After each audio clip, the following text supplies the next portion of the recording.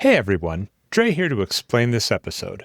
My brother Daniel, who was guest host on Nerd episode 13, Teenage Mutant Ninja Turtles 2, Secret of the Ooze, has been a long-time fan.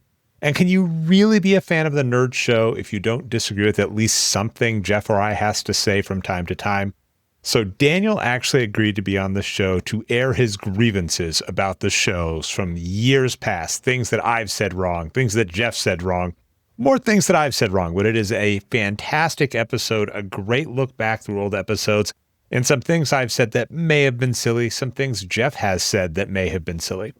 I'm going to drop in the relevant clips for each of these discussions, but if for some reason you wanted to catch up on the back catalog of Nerd, I'm going to drop in the episodes you should look for. So you can head over to patreon.com/Jeff May, that's JEFFMAY, or head over to YouTube at Hey There Jeffro, or go any place that you can find Nerd, which is the Jeff Has Cool Friends podcast feed, with one exclusion, which we'll start with. So Nerd, episode 31, Have Yourself a More Like Little Xmas. This one is paywalled, so you do have to go to patreon.com/Jeff May, or wait till Christmas of 2025, because that's what we do. We'll do a behind the paywall episode every Christmas and release it the next year. That's the first thing we discuss. We also discuss, of course, the Teenage Mutant Ninja Turtles 2 episode, Secret of the Ooze, which is episode 13. We discuss Iron Man 3, which is episode 18. We discuss Star Wars Masters of Terrascasi, a horrible fighting game. That is episode 25. And Nerd episode 6, Ewoks, The Battle for Endor.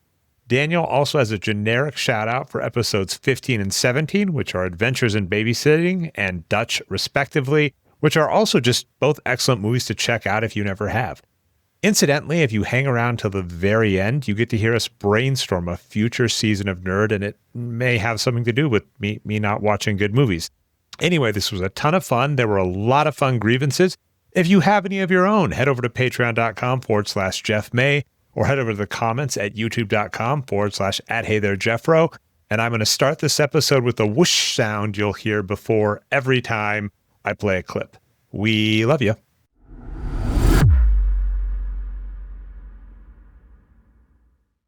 Hello, everybody, and welcome to another glorious episode of Nerd with Dre and Jeff. I'm the second name. I'm the Jeff part, yet I talked first. That means I am the Dre to your Jeff, and normally on these intros, Jeff, I do some comparable to the topic, but we get to stay ourselves because, Jeff, today is a very special show. We're going to have a message about drug abuse at the end of the show, but for this very special show, we have a special guest.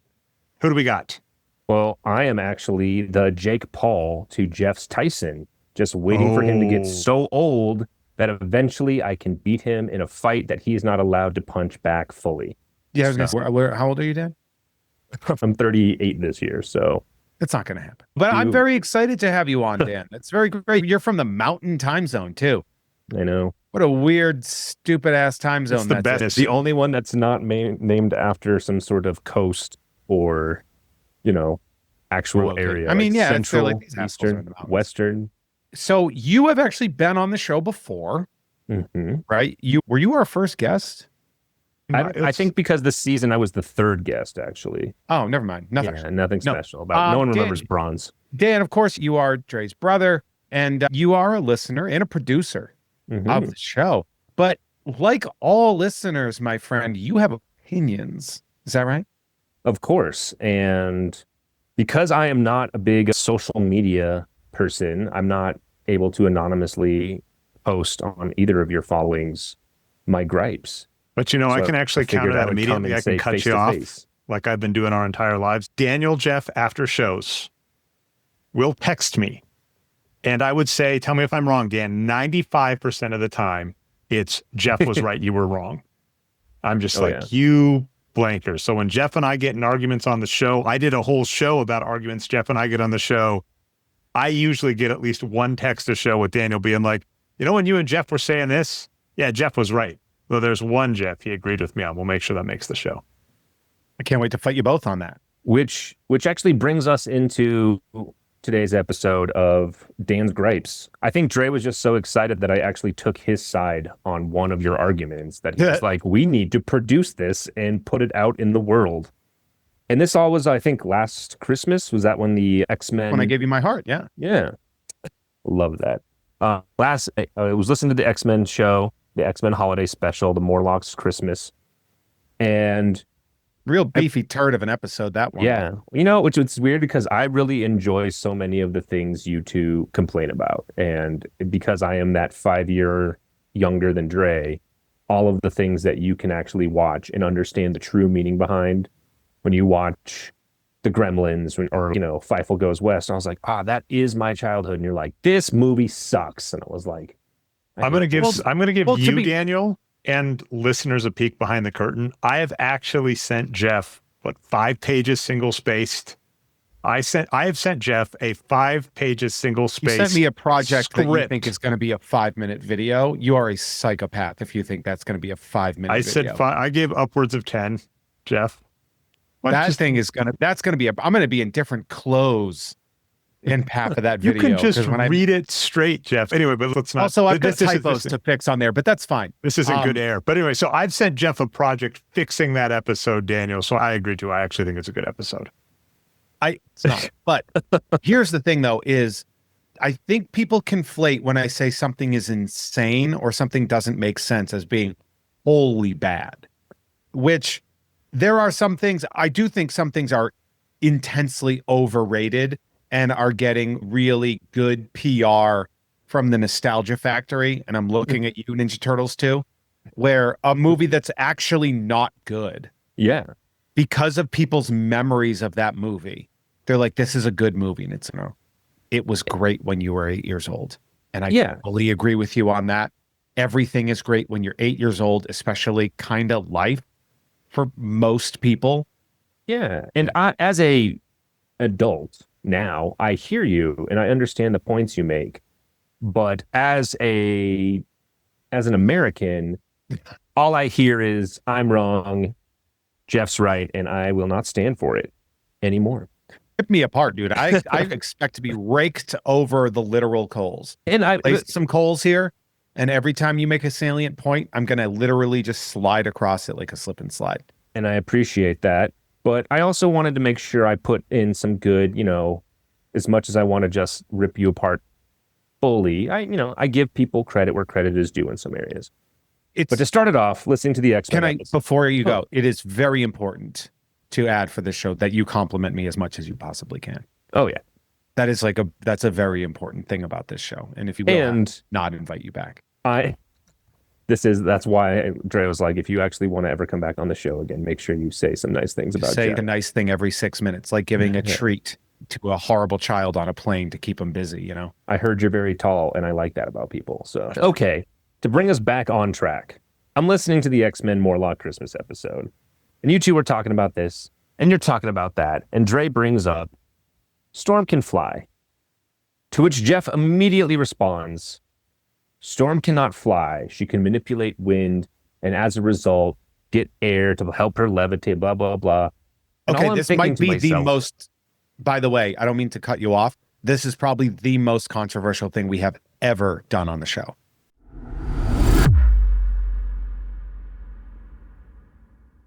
Like Storm and Rogue run, even though they can fly. And then Rogue just full power. Storm can't fly. She can manipulate weather patterns to lift her. But she flies in the danger room. Well, she's manipulating weather patterns in the danger room. So she can manipulate weather patterns indoors. Create a current. It's probably not optimal when you're running through a hallway to all of a sudden bring a massive gust of wind. Fair enough. That being said,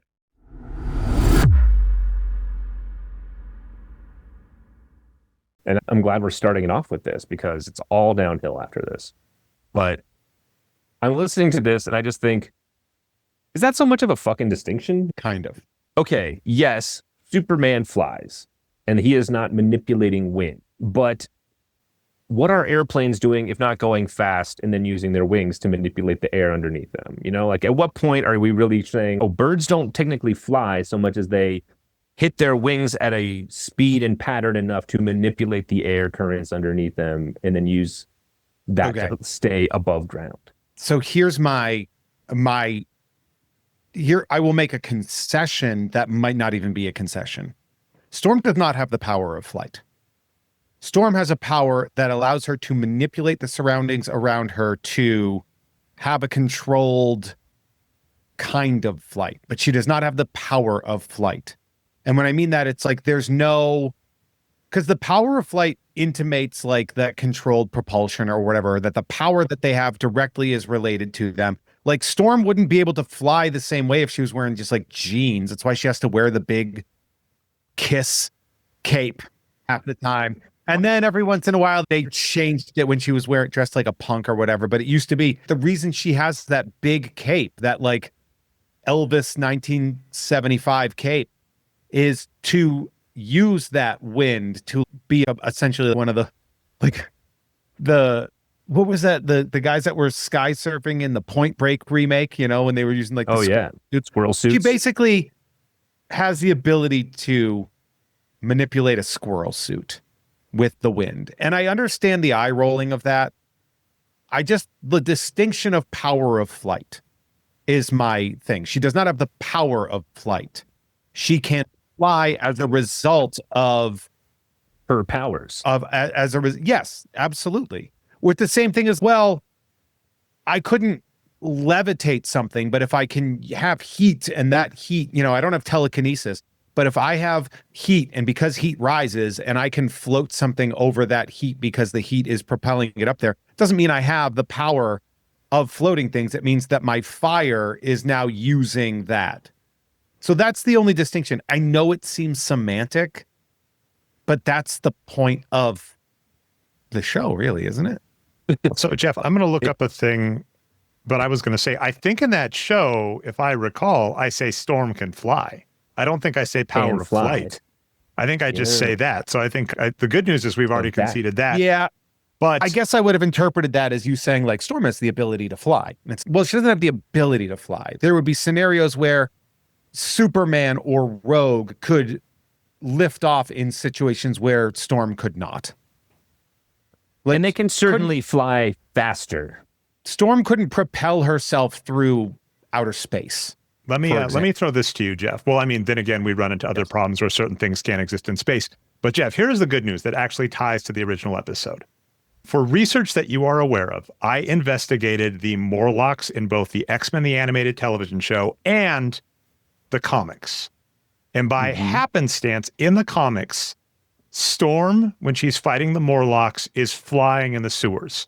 And she even comments, oh, thank goodness I can produce enough wind to fly even in this underground bunker.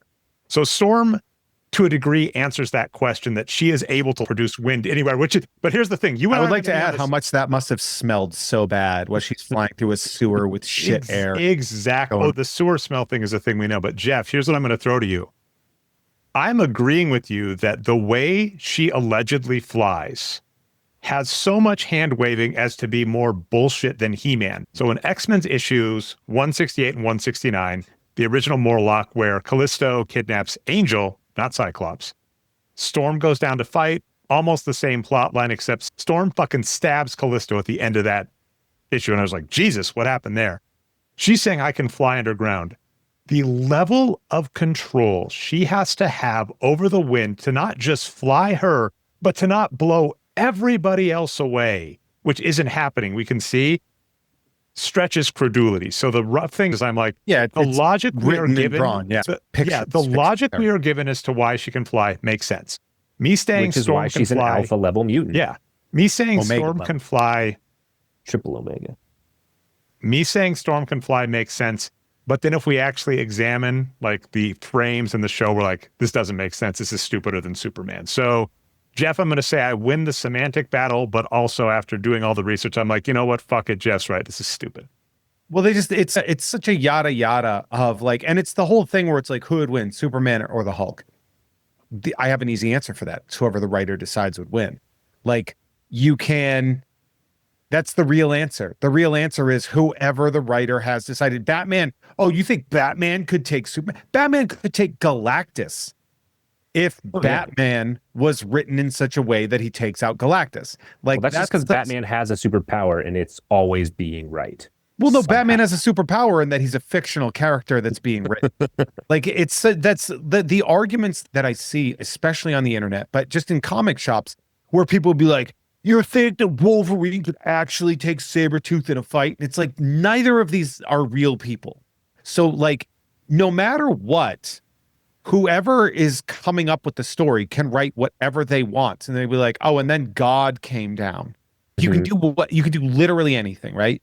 So like with stuff like that, where it's, oh, Storm, we're going to have her flying through this thing and we'll put a little editor's thought box or a thought bubble. It was 168, 169. So they probably used thought bubbles at that point in time. And we'll just have a thing explaining how she can do this. Right?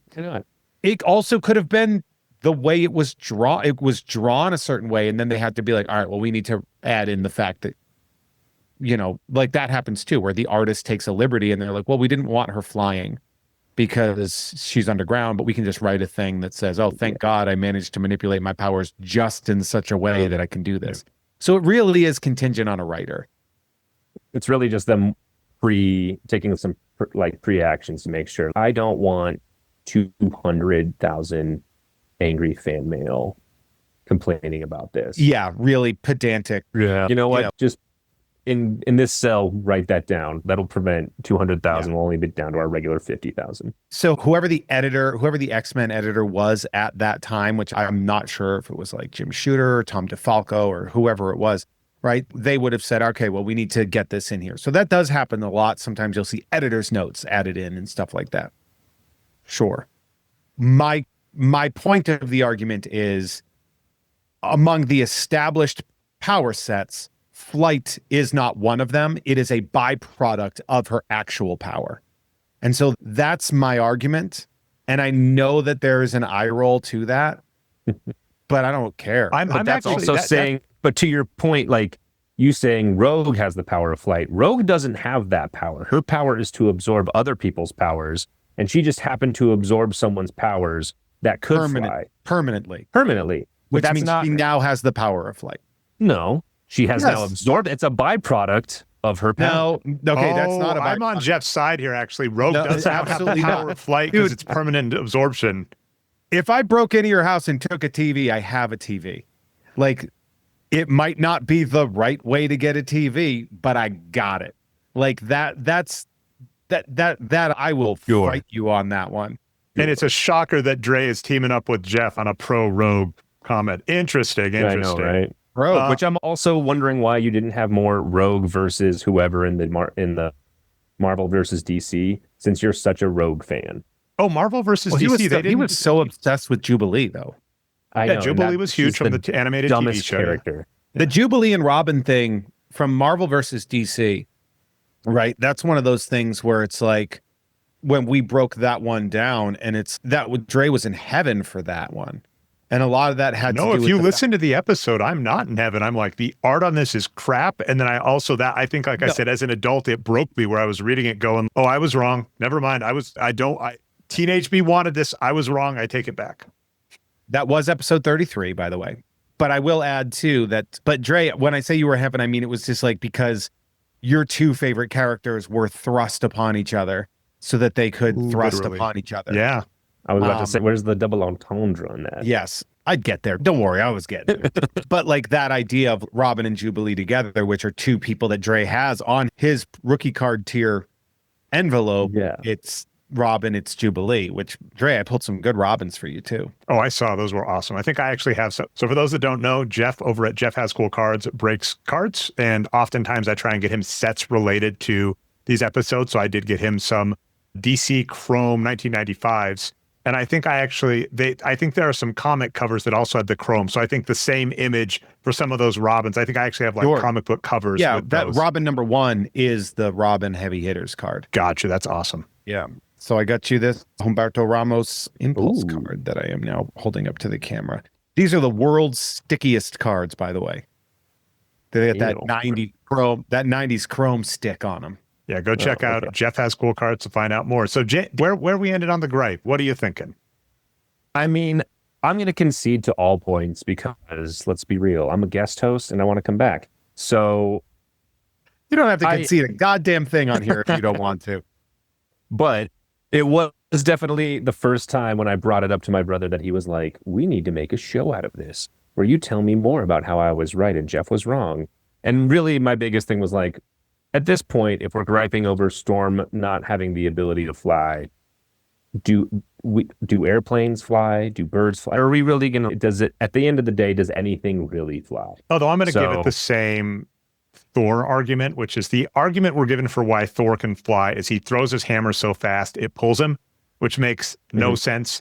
So Thor and Storm are in the same area where we are given an explanation for why they can fly, and when you break it down, you're like, that makes no sense. So that's the concession I will give you, Jeff. She is flying. She's drawn as flying. We're given a reason why, and you're like, no.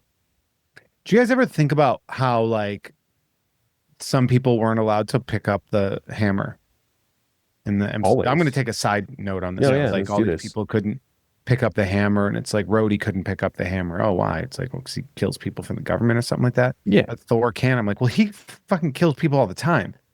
Like, I've never understood, like, what was it about the MCU Thor that makes him such a pure version of a human? Pure version of a person that, like, I read this found in that really comics. interesting. It's nepotism. Yeah. That's the other part. Yeah. But he is the brawny. Thor is the brawny of the MCU. You know, that's how that works. That's how I got on this show. All right. The other reason I was able to get on this show was after the Teenage Mutant Ninja Turtles 2 episode, which episode most 13, people, right, Jeff? That is episode that 13. Is the nerd lucky number 13. Which most people would argue is your best show. Don't look into that, but I read it somewhere. People in the chat have been saying. Oh, yeah. You ask anyone. There is a part where I was trying to make a point of, because they only took essentially like exactly 12 months to make the second Teenage Mutant Ninja Turtles 2 live action movie, that I was saying they did a good job of making a movie. To which Jeff, in all of his anger and boxing intimidation techniques, hushed me and said, this was not a good movie. And I tried to correct myself, but of course, when you listen to the episode, Dre, my wonderful, loyal brother, makes my part be repeated so I look like even more of a fool, which is why I have vowed to become the Jake Paul of just waiting till you are so old and decrepit that I can make you sign a contract that means you're not allowed to hit me in a boxing match and see if I can take you down.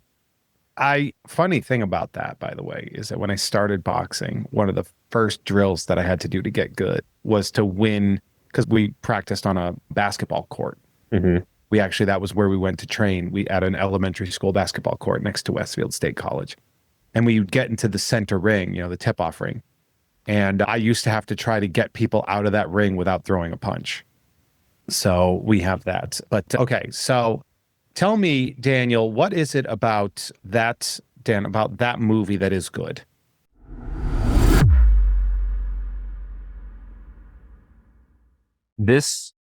The only way I can say this movie was a success was they were given so many constraints.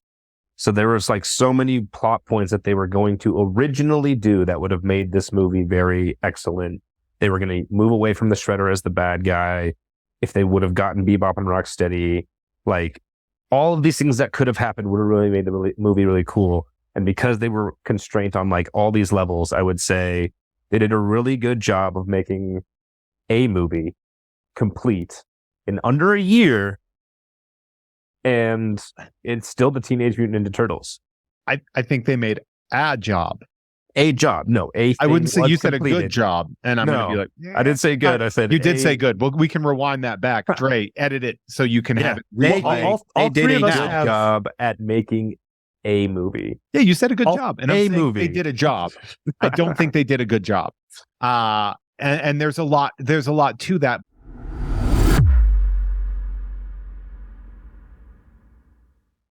So it was not that they did a good job making a good movie. Because, Jeff, you and I, we're men about town. I used to do video production back in the day. You have been on things that have made it to TV. I've been on some things, yeah. You are currently out there in the ether. So you know about stuff. So, as a result, I was trying to make the point that for anyone to make a movie within a year, especially a feature length, and one that is of I guess you could consider Hollywood quality, and get it out and released in a year, almost to the day, that's a good job. Regardless of the movie is not great, regardless if there are aspects of the production level that are bad. Well, then any movie is good. Like, that logic is that's being like, well, a lot of people worked really hard. Yeah, but if you make something bad, it's just not good. Like this, the reason that Secret of the Ooze failed is corporate intervention. Yeah. It is 100% corporate intervention. It was rushed, and there was no It was rushed. There were rules that were established that were insane, right? You have this, the reason, like, okay, so the big thing that I take umbrage with in scenarios like that is when production companies get the wrong message from a movie, right? And then they're like, okay, this is what we need to do. And so, like, the idea of, oh, like Deadpool was popular, we need more R-rated superhero movies. And it's no, Deadpool was popular because it's a very unique version of something that could only exist the way it is, right? Or so with this one, they were like, well, this movie made a lot of money because the Turtles are popular. Yes, but also the reason people kept coming back isn't just because of that, but it's a good movie. That movie is an independent film, right? It is punk rock as hell. Right? I mean, it's basically shot like a music video in the best way. If you really look at, I mean, the director was a music video director. It's an MTV film all the way through, and it doesn't talk down to anybody. Ninja Turtles 2 shows up, and it basically talks down. It won't allow the use of any weapons other than the bow staff, right? They're like, we need to get on this and sell it fast. Well, if you had taken one more month in development, in whatever they did, if they had taken one more month, they probably would have lost no money and allowed themselves a film with a legacy of repeat viewing, right? Whereas, so now the reason that people say they love Secret of the Ooze so much tends to be that they haven't seen it in 30 years. Oh, yeah. And I think that was what happened with me, is I was like, oh, my childhood was so great. And then Jeff and Dre said, why don't we relook at that again? And I realized my whole life is a lie. Speaking of which, y'all, I've been quiet because I've been munching on pizza because, you know, you mentioned Teenage Mutant Ninja Turtle 2's, Daniel, in honor of that. Yeah, that's the thesis statement of the opening of that film is pizza is cool. Pizza is awesome. But in that movie, I'm going to compare it to a movie, Nacho Libre. I don't want to pick on Jack Black, but that is a movie that you can feel free to pick on Blackjack. Yeah. Jack Black, on Blackjack. Yeah, with the Blackjack. Anyway, but Blackjack pizza. That movie has so many funny quotable lines that I have used, like Nacho Libre, like sometimes you have to wear like stretchy pants. Like I, to this day, will quote that movie randomly with my wife. And I watched it and maybe I'm wrong, but I don't remember. Like when I watched it, I was like, it's not great, but it's got a lot of memorable moments. Teenage Mutant Ninja Turtles 2, I think, has a lot of that. And it also definitely piggybacks on the first one because they came out so close to each other. I think a lot of people remember the first mixed with the second. So, I mean, I think with a lot of nostalgia. I don't agree with you, actually. You don't think there are any good moments? I think they're so drastically different, purposefully so. Like they purposefully made it incredibly different, and it hurts the movie exponentially. Well, I mean, I would agree with that because I mean that's what you were saying, right, Daniel? Is you had all these constraints, these things that are given, and it's hilarious because they're going, we loved the first movie. Here's what we want in the second. You're like, none of those were the things that made the first movie great. There is a fantastic Secret Galaxy with Dan Larson, who was recently a guest on Jeff Has Cool Friends. A fantastic podcast. I'll keep saying fantastic. I'll say it 4 times. But Jeff, you have a great podcast. Jeff Has Cool Friends. You have fun guests, and you actually had Dan Larson and your brother Dan on the shows. This is a Dan heavy month for your brand, Jeff. A lot of denarios happening here. Yeah. Boom. And Dan Larson did an episode on the Teenage Mutant Ninja Turtles movies, and the amount of politicking and behind the scenes stuff going on between 1 and 2 and who was allowed on and what directions they want to go. And the first one almost got made in spite of itself. And the second one, so many of the visions that wanted a particular movie were gone, that I do agree with your point, Daniel, that with all the constraints, what came out was impressive. I also agree with you, Jeff, that with a little more thought, it could have been a better movie. But that, I mean, this is creativity in a nutshell. This is the entertainment industry in a nutshell. Any more care and attention, or even just time, that movie would have been great. It could have been. But I think that actually kind of reaches to my point of why it's very bad that happened. It's because of that time. You're saying, well, they got something done in a year. That's really impressive. And it's no, because they got it done in a year, it's bad. They got it done in a year with the constraints. It would be like me saying, Jeff, in the next episode of Nerd, you are not allowed to disagree with Andres. You have to just, tell him he's right in all of his points. And then make that episode, but instead of doing it by next month, make it tomorrow and release it and get it out there. And it might be the worst episode. But if you got it done, I would go, you know what? I can't believe Jeff did that. And the benefit of art, first off, you'd see, you'd be like, I can't believe Jeff did that. I don't ever want to listen to that episode again. It's not good. It is impressive that somebody did their job, I guess. But at the same time, I don't know, man, if I was told that were the case, I would find a way to stay within the parameters while establishing a protest.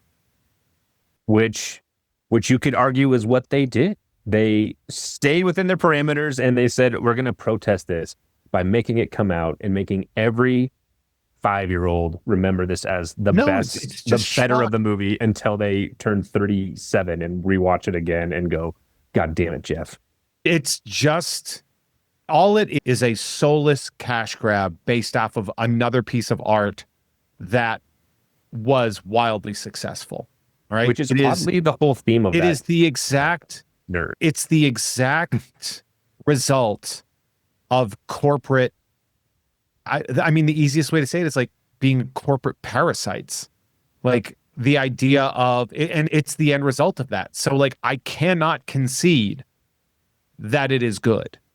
I just can't, because it is specifically bad because of the reason you say it's good.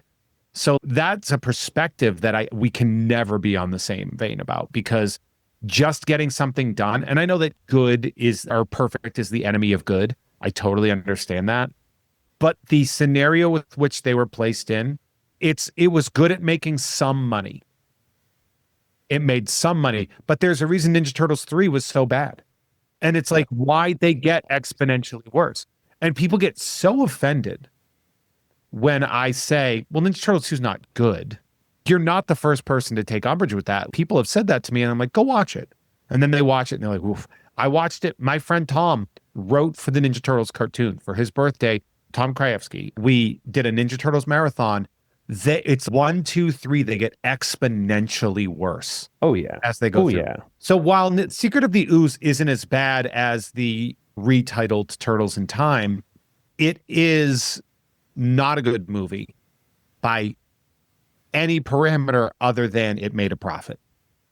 And Ernie Reyes Jr. got FaceTime in there. And I will say that his stunts, Ernie Reyes Jr.'s stunt work is great. I would say that most of the Turtles stunt work is absolute trash.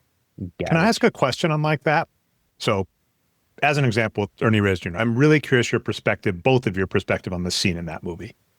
There is a scene in that movie where Shredder, despite being one of the most powerful ninja lords out there and having the ooze, is holding a woman up at knife point. This happens. And he's like, Turtles, I'm going to hurt her if you don't, right? And he's holding up an ooze thing.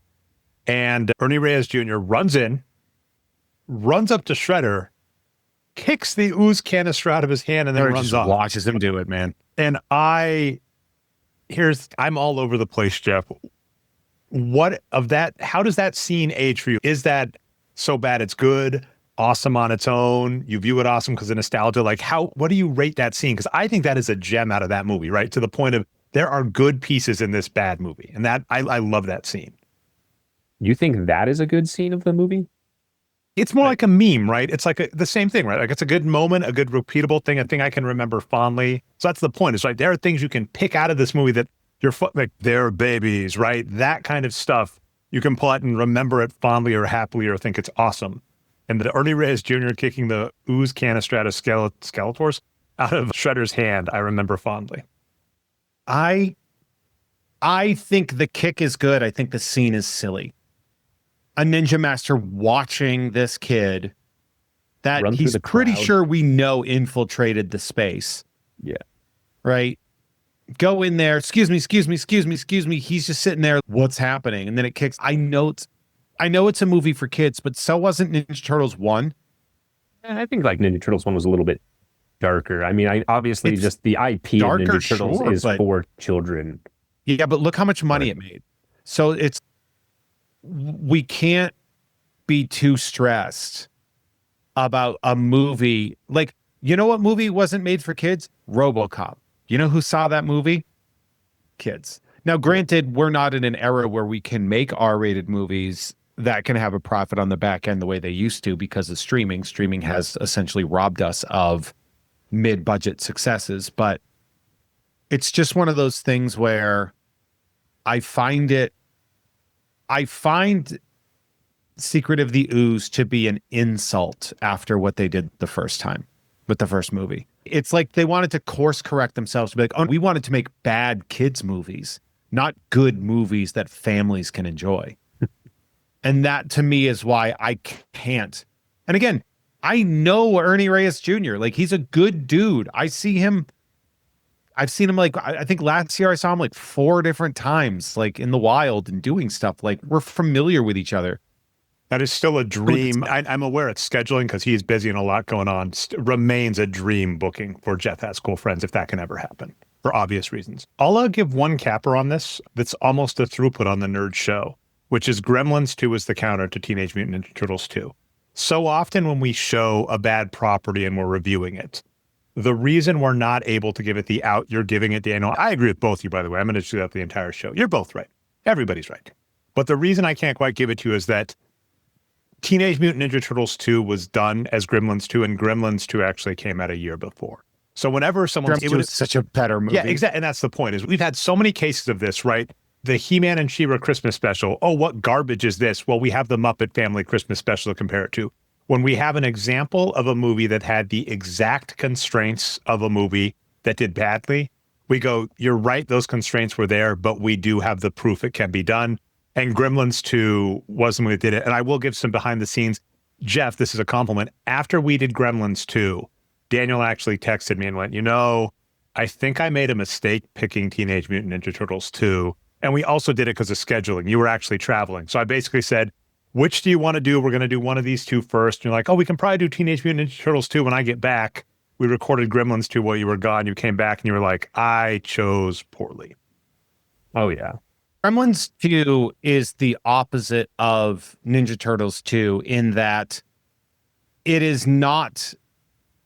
the way to do the requested sequel, where Joe Dante said, I'm not doing it. There's a reason that Gremlins 2, they waited 5 years for it to come out. And as I said, on Gremlins 2, I think Gremlins 2 conceptually is one of my favorite movies.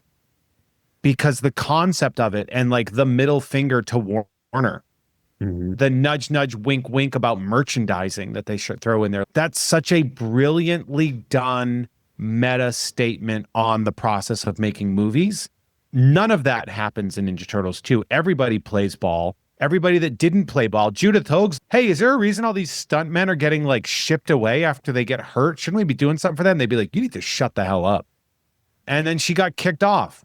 Yeah, it's right? April O'Neil from the first movie. That's why she's not present in the second, as she had complaints about the violence, and more specifically, because that's how they framed it to get her kicked off. She was complaining about the violence. She was complaining that the violence in the stunts was injuring the non-union stunt people in the movie.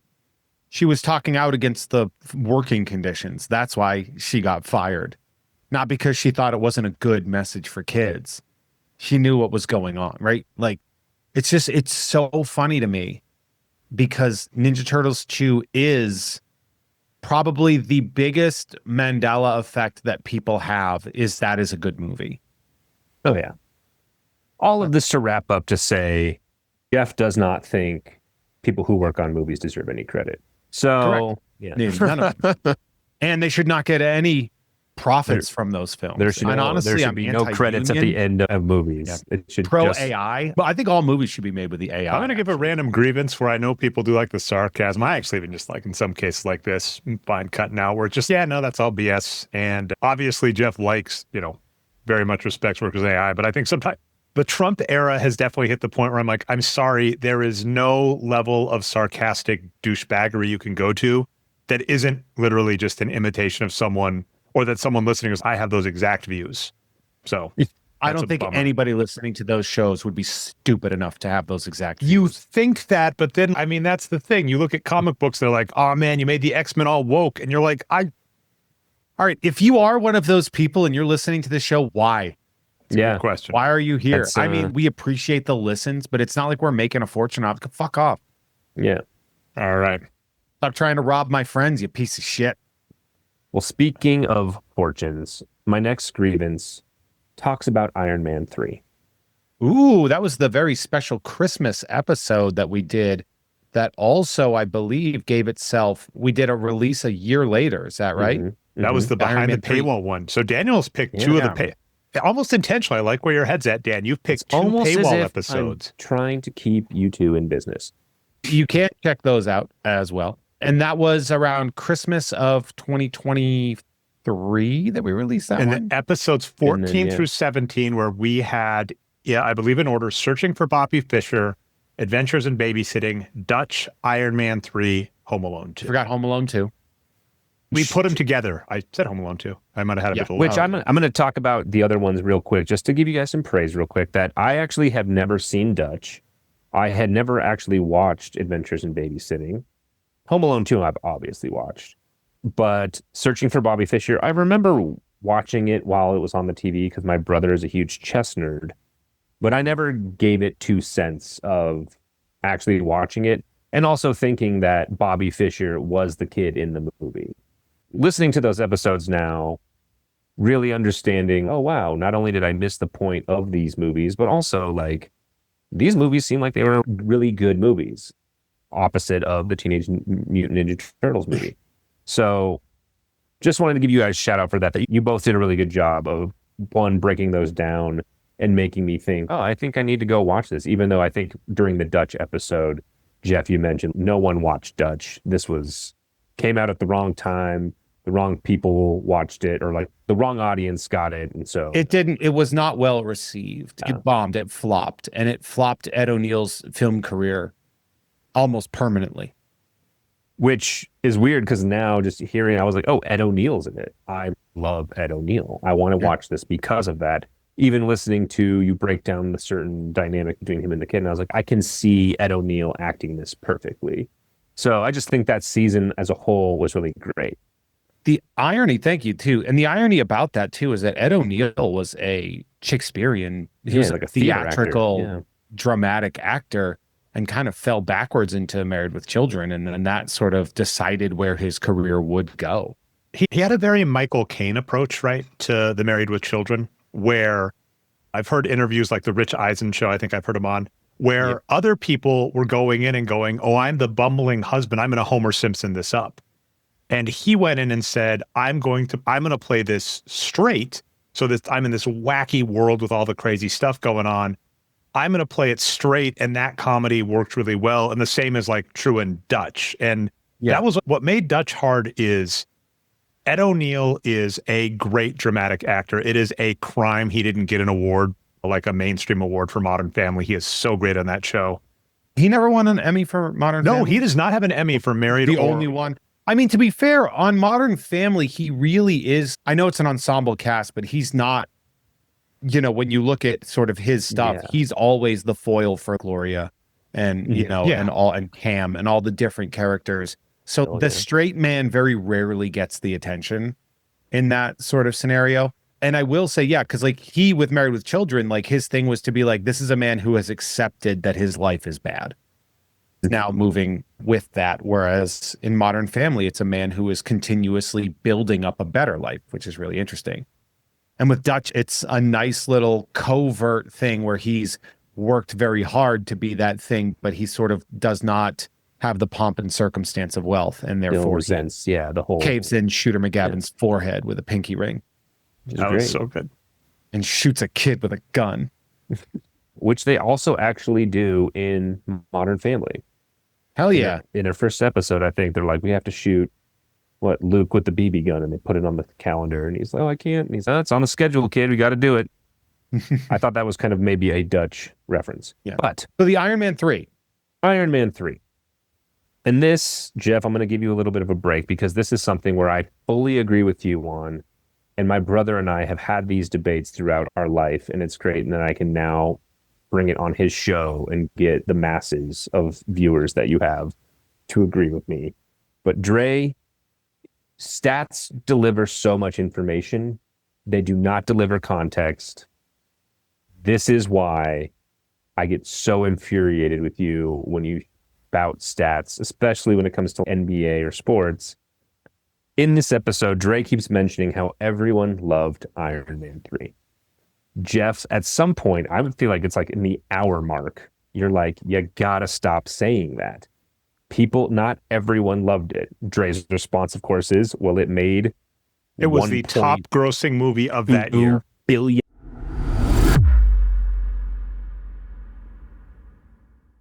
I knew this was a good movie. Everybody liked this, and this was one of those, like, I really should watch this. And it just, for whatever reason, Everybody didn't like this. You got to stop saying that. Everybody did not like this. It's 1.2 billion. That's like people paid to see this. And when it came out on DVD, people paid to see it. I'm going to say something that is going to be a little controversial, but you cannot, just because movies sell a lot of tickets elsewhere, does not mean it was the top selling movie in the United States. It was. No, I get that. I understand that. But that doesn't mean everyone liked it. It's the same thing with Titanic. Not everyone liked Titanic. It's just some people really like Titanic. And also, the Chinese box office likes spectacle more than it likes story. And that's a part of it too. Like the reason the Transformers movies make so much money, and it's not because of their plot. I know you're a stats guy. I know that you're a stats person. I understand that. So you're like, well, the box office is high. Everyone liked it. Stats remove context. And if you do not have context, you do not have the full picture of what is happening. I think stats give you insight into the context, and we've drilled into it. So, and that's even what I'm saying. I think you're wrong. I just think you're wrong.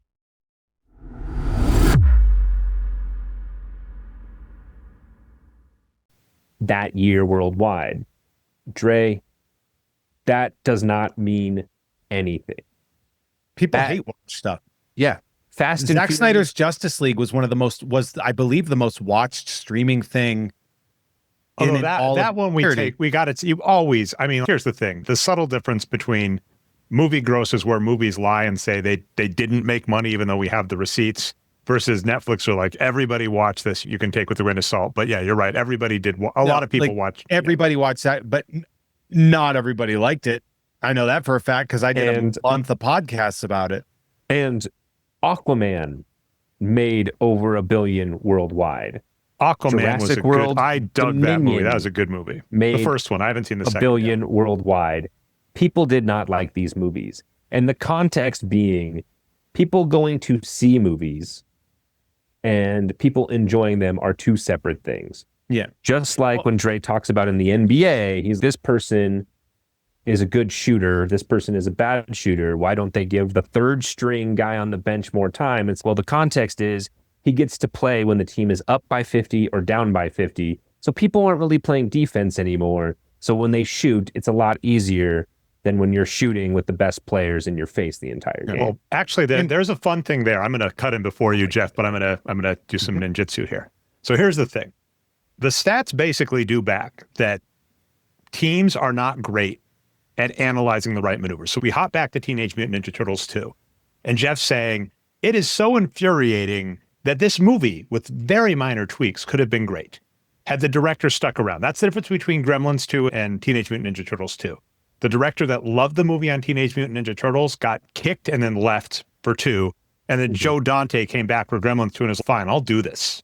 I'm going to do it my way. But that's much harder, right? So that happened. In sports, we see the same thing. Great players aren't played, or players play the wrong people. That happens. Now, a team, Jeff, that has figured this out infuriatingly is the Boston Celtics. Like the Boston Celtics have figured that out. Only have good players. And if you look at the NBA, even though this year the Thunder are a better team, so we're recording this in the playoffs of 2025 as an FYI, the Celtics are one of the top teams in the league, defending champs. The Thunder are the best team in the league. The Celtics are arguably the only team that has been well run consistently for the last decade. It is hard to do. So when you talk about like the context, the stats, et cetera, right, and not knowing stuff, I think sometimes it's just worth noting that the answer isn't, oh, I don't understand it. It's this is a hard thing to understand and a lot to play ball with. On the movie front, this does get fascinating. You're right, because the argument I'm making is lots of people went to see it. They paid with their money. Jeff's response, right, is the footprint, how fans received it is different. And there is it's also the one thing that I don't even know if we brought this up. It's the first Marvel movie after Avengers. Yes. There is a 0% chance. It's like episode 1. You know, people were like, what's next? Like, we need to know the new thing. And I even looked that up, where I went back and looked at all of the Marvel movies that came out after every Avenger movie, regardless of what it was, a higher peak of box office receipts than the previous ones before the Avenger movie. Because people get fatigued. They see the Avengers, they see the spectacle, and then they go to the next movie and go, yes, I'm riding that high. Oh, wait, maybe I don't care as much about the third story of Iron Man, or wait, maybe I don't care about Ant-Man as much as I thought I did. But as soon as Avengers Endgame comes out and they go, oh, Quantumania is going to show up, people go, oh, I'm going to go see it. You know why? Because it's the next thing. It's the next thing they have to see. So the context... And there was no superhero fatigue at that time either. Oh, yeah. But you have to remember, that was a dozen years ago. It was 2013. That's sad. Yeah, it's just unbelievable. And this is not a quote from that episode, but this is a quote from Dre that I think is just so perfect, because Dre said he had a friend that points out, if I take 30 shots, I can get 30 points in a game. And Dre, I will fund an episode.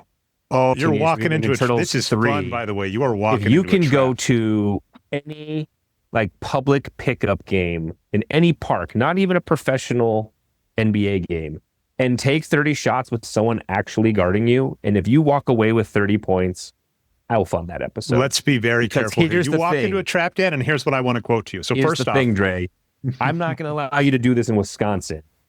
It needs to be a Come out to like LA. yeah, you need to go to LA and go to a city park. I don't want you being like, oh, I was in Appleton at a playground and I just schooled those five. No, let's be clear on this. There's two things. First off, this is a pros versus Joes argument, and I want something clear that comes up with Jeff and me all the time. I am always on the side of pros. I am always on the side of pros. Daniel, me, whenever I see those stupid things that are like, would you take one free throw for $100,000 or try and make a layup for $1 million? I'm like, the free throw. I'm like, I'm never scoring the NBA. I was quoting layups are easier against a player guarded. Okay, I'm never gotcha. going to score a layup against LeBron James. I might hit a free throw like 50% of the time. Anyway, I was quoting Scott Williams, who was the starting center for the Bulls that won the 1992 NBA championship. And he was referencing his time on the Philadelphia 76ers with Allen Iverson, saying Allen Iverson was overrated because everybody says Allen Iverson can score 30. And Scott Williams, professional basketball player, championship player, would have gotten the Bucks to an NBA title if he hadn't gotten ejected in Game 7 in the Eastern Conference playoffs. That Scott Williams was saying he could score 30 on 30. So we agree. Me, Daniel, I'm scoring negative points somehow. The ref's going to come up to me and take points away from my team. I'm scoring nothing. Scott Williams was saying Allen Iverson, a not effective shooter, got credit for taking a lot of bad shots. You can give any player, Scott Williams included, shots, he'd make them. And then we have players like Michael Jordan that can take lots of shots and make them well. Pains me to say it's Kobe Bryant as well. Kobe Bryant takes lots of shots, make them well. Allen Iverson took lots of shots, was not an effective scorer. All of that to say, context Dre, because I think we used to always get into these like heated arguments. Who's a good player? Who's a bad player? Who shoots well? Who doesn't shoot well? And I would ask you, did you watch the game? And your response is always no, but I looked at the box score. But that doesn't tell you the story. The same way with you saying everyone watched Iron Man 3. Everyone liked it. And it's no. They just everybody bought tickets to it. Although there is a top level question there, which is very frustrating as a creator. I'm sure you're in the same boat, Jeff. Is the goal of a creator to make something that's loved and have a footprint or make money? And that is always the art versus commerce, which sucks so much. That just needs clarification on what the phrase "the creator" means. And if you really want to know the answer to that, watch the movie Chef. If you're not familiar, the movie Chef is directed by and starring Jon Favreau. It is literally a metaphor for him making Iron Man 2. It is literally him talking about the process of, are you making this for money and acclaim, or are you making this because you love to do it? And he said, I was making them because I love to do them. And then when the money and acclaim started coming in and all these rules were being placed upon me and all these reviews of stuff and it caused him to, be like, fuck this. So the answer is, what creator are we talking about? Disney? The answer is making money. The answer is really selling toys. Yeah. If we're being 100% honest, it's about selling t-shirts and toys and Legos, which are toys. I said that twice. Like, the artist's goal is to make art. The studio's goal is to make money. And when the studio overwrites the artist, and when the studio decides to fit that artist within the mold that they think will make them the most amount of money, then you have conflict. But sometimes things break out, and this is where it gets kind of funny, is you get Thor Ragnarok, where Taika Waititi was given a little bit more space to play, and it was so successful that they're like, oh, go do your thing. And then he made Thor 4, and everybody's, well, this is absolute dog shit. Fourth would have worked anyway. Yeah. Thor. You can't just. Well, here's the funny thing to kind of keep this in sports. You brought this up, Dan, so I love it, is I actually tend to hate the term chemistry in sports. Not that I don't agree with it, just the way it's used. So a good example, this year, Jimmy Butler joined the Golden State Warriors. People are like, is he going to gel? And I'm like, he's a great player. They're all great players. Of course, they're going to gel. FYI, as the number 7 seed, they upset the number 2 seed in the playoffs. They're doing great. Movies for success takes a lot of chemistry, right? That exact thing you're saying. George Lucas in the first trilogy had a bunch of constraints, budgetary constraints. His wife was a fantastic editor, award-winning editor. Maybe that mattered in the equation, right? And when that control goes away, or the balance shifts, the chemistry shifts, is where these great properties, they shift out. And I think we're agreeing. I will say, by the way, in terms of flipping me, Daniel, I loved your example of the Avengers high riding into the next movie. I do love that hilarity, that context here. And then, Jeff, you're comparable, like, of the Phantom Menace. I think those both hold pretty well. And I think, I can cling a little, but you know what? Go listen to that entire episode to prove me wrong. I'm gonna say, Jeff, not tricking people into listening to the episode at all. I'm saying it's in earnest. I'm going to say that my defense was that movie wasn't as maligned as we thought because it made a lot of money. Go listen to the episode, though, and prove me wrong. I would argue just go making listen a lot to of the money just boards. Is not. It's just, that's not enough. It's not enough to be like, oh, something is critically successful because it made a lot of money. There's lots of like critical bombs that made a ton of money. Yes. I was looking at all these movies that made a substantial amount of money compared to their budget. Dre, 50 Shades Darker made a lot of money. Do you think people liked that movie? Because it was darker. Okay, how about this? Are the Twilight movies good? Now, this is where I'll disagree with you. I do think people liked them, though. That's fair. I think people were addicted to them. So, Jeff, if we're using like a wrestling term, this is if I, in a wrestling rink, cheated and brought in an illegal object and brought in a chair. And you're like, oh, illegal objects are legal, and you just bring out like a 2x4 or, a guitar and beat me to death with it. Because agreed, the argument I'm using, I'm like, it made a lot of money. Iron Man 3, wasn't that hated? And you're like, Dre, defend 50 Shades of Grey. Okay, fine, I'm out. You win. I loved all the conversation, but you could have won this grievance with that in 2 seconds, Jeff. I'd have been like, I'm out. I would have heel turned out of the ring, jumped out of the rope, Jeff. All right. Well, that was my point. And it's something that I feel like, Dre, because you rely so much on the stats. The Dre numbers. likes numbers. It's weird. It's almost like he is a nerd for numbers. A nerd for numbers, yeah. Without the context, it drives me insane. I will move this on to the video game, Star Wars Masters of Terrascasi. Masters of Terrascasi. I don't really have a huge gripe here. Obviously, the game was not great. Obviously, there's that not is much. the nicest thing anybody has said about that game. Obviously, Jeff hates people who work on things, so we're not going to even give kudos to people who worked on the game. They actually don't get credit. Because they did not work well on this game. That is an example of hubris, tearing that thing apart. I mean, yeah, you can't get mad at the developers for throwing something together, but man, what a... I do the point in that episode where Dre goes, I think there was only one developer, and Jeff immediately explodes and says, really? Do you think there was just one? Yeah.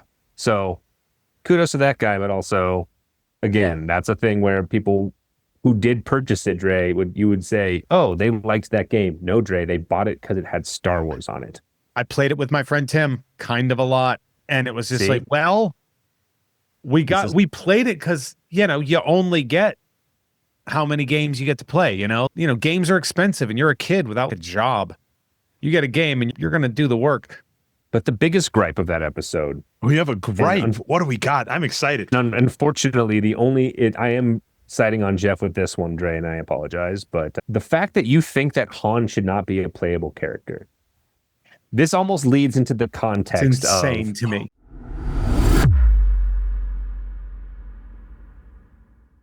You could have done an X-Men, a Capcom versus Street Fighter kind of thing, right? Where you've got Luke and Darth fighting, and then randomly Luke says like, hey, I need help. And Han Solo flies by the Millennium Falcon, right? So Han Solo's still in the game, but he's not a fighting character. That kind of stuff would have made sense. Could have been fun. I don't think not having Han Solo as a fighting character would make sense either. Han Solo as a fighting character in this game is so outclassed and silly, but if you like him, you'll like him. He's Han Solo. You can't not have him in the goddamn game, Dre. Jesus Christ. I think you can. You know what, Jeff? This is just like Capcom and LucasArts. We're breaking up. We're not making this fighting game together anymore. I'm not putting Han Solo in our fighting game, Jeff. Not putting the other main character in a Star Wars game. Dre, I adore you as a person. That's the motherfucking dumbest thing I've ever heard in my life. Well, why don't we both make our Star Wars fighting games, Jeff, and see who does better? It'd be like not putting Cyclops in an X-Men game. You're like, yeah, you kind of got to. Yeah, I know you. I know Wolverine's got to be in there, but you also kind of need Cyclops in there. What if Cyclops is double booked on the Bryan Singer Superman movie? People then won't you take buy him out the of game. The movie. People won't buy the game if you can't play as Han Solo. That would be the biggest complaint. They'd be like, the game sucks, but also you can't even play as Han Solo. But what if the game was awesome? And they're like, what if you play as Han Solo? We put it in as downloadable content, charge them extra for it, Jeff. There you go.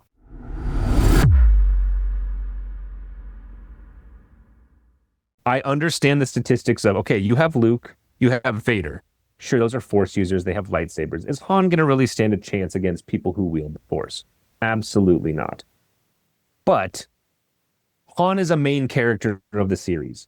He appeared in the same amount of movies as Luke Skywalker did. Think about and that's that. Just you're right. That's just because he appears at the very end of the first. You're right. Yeah, he would have been way more. Yeah. Legitimately.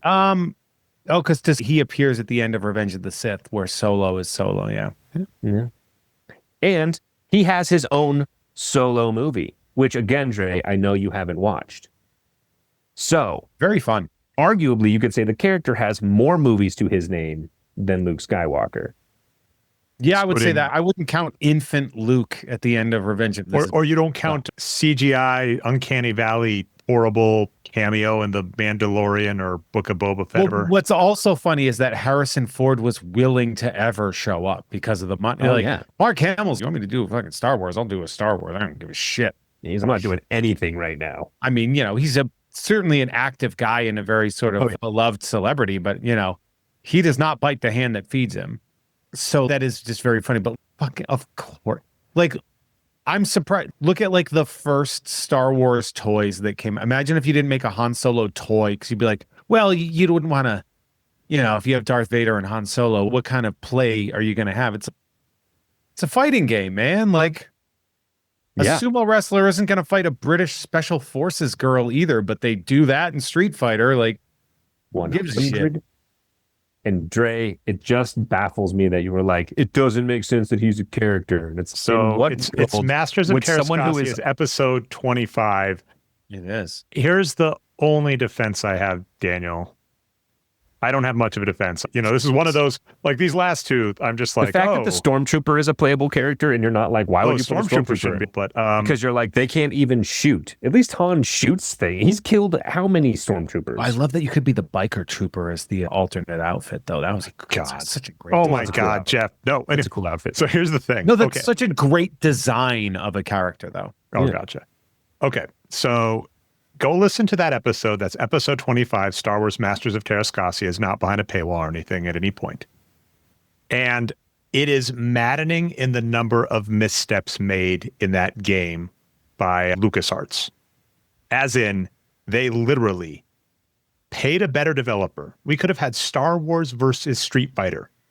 They paid Capcom to make a game, which Capcom still made, still released, and was well reviewed, and then said, no, we'll do it ourselves, and came out with that game. And you can watch them side by side, and you were like, what world did you think this was even close?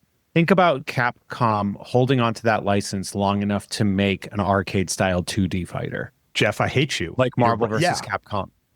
Like, I think about that a lot. Like, when you think about the way if you would have, like, fat sprite style Star Wars characters in that vein, in the Street Fighter, in the Capcom fighter vein, but LucasArts just falling under its own hubris of thinking they can do whatever they want because they made Secrets of Monkey Island. Like, it's stupid. It's absolute, and I believe I said this on the podcast, it's offensive how friggin' stupid they were. 100%. And so by the way, if you've played Star Wars Master of Terrascasi, if you're not Jeff, if you just go watch clips and stuff, a fun story from our background, Daniel, Fifth Element, we paid for that on pay-per-view. And I was recording bootleg copies for that. And our friend Kyle, I was going to give him a bootleg copy of Fifth Element as a gift. And I inadvertently recorded over part of it playing Masters of Terrascasi because I didn't realize the connections were going to go over each other. Unfortunate. And instead, that ended up being my copy of Fifth Element. Oh, you're welcome. And so that's why Daniel knows how to do ring outs in Terrascasi. But you play that game and it just gets so stupid where Han Solo can point in the air and shoot missiles, and that's a move. And so when we're talking, I'm just like, this is stupid. It's like at bare minimum, if you're going to make a fighting game, at least use like the real fighters so it's got a good dynamic instead of just doing this BS. So I'm just going to blame fatigue and hating that game that much, but I'm not right. But to that point, at one point, you even question why Chewbacca was a playable character, and it's baffling. I digress. That was that game. That was really my only critique of that entire episode was Dre's dumb, and it drove that game drove Dre to madness with how bad it was, is what we're agreeing on. But did you even play it? It's an offensive game. Yes. Sticking with the Star Wars theme, I'm going to move to Battle for Endor. Yes. Because Caravan of Courage and Battle for Endor, I loved. And I know, Jeff, you did not. But I think I, again, being the younger sibling, liked the sequel better than Caravan of Courage. Because I think Caravan of Courage probably at the time probably scared me. Giant naked monster kidnaps parents. I was like, that's scary. But once I had weird ogre who gets turned to stone by a magic ring for some reason, I'm all in. I'm all in. My first thing about this episode that I want to point out, and it's kind of an overarching thing about Jeff, is that he says he hates fan theories, but he came up with some of the coolest fan theories for Noah in that movie.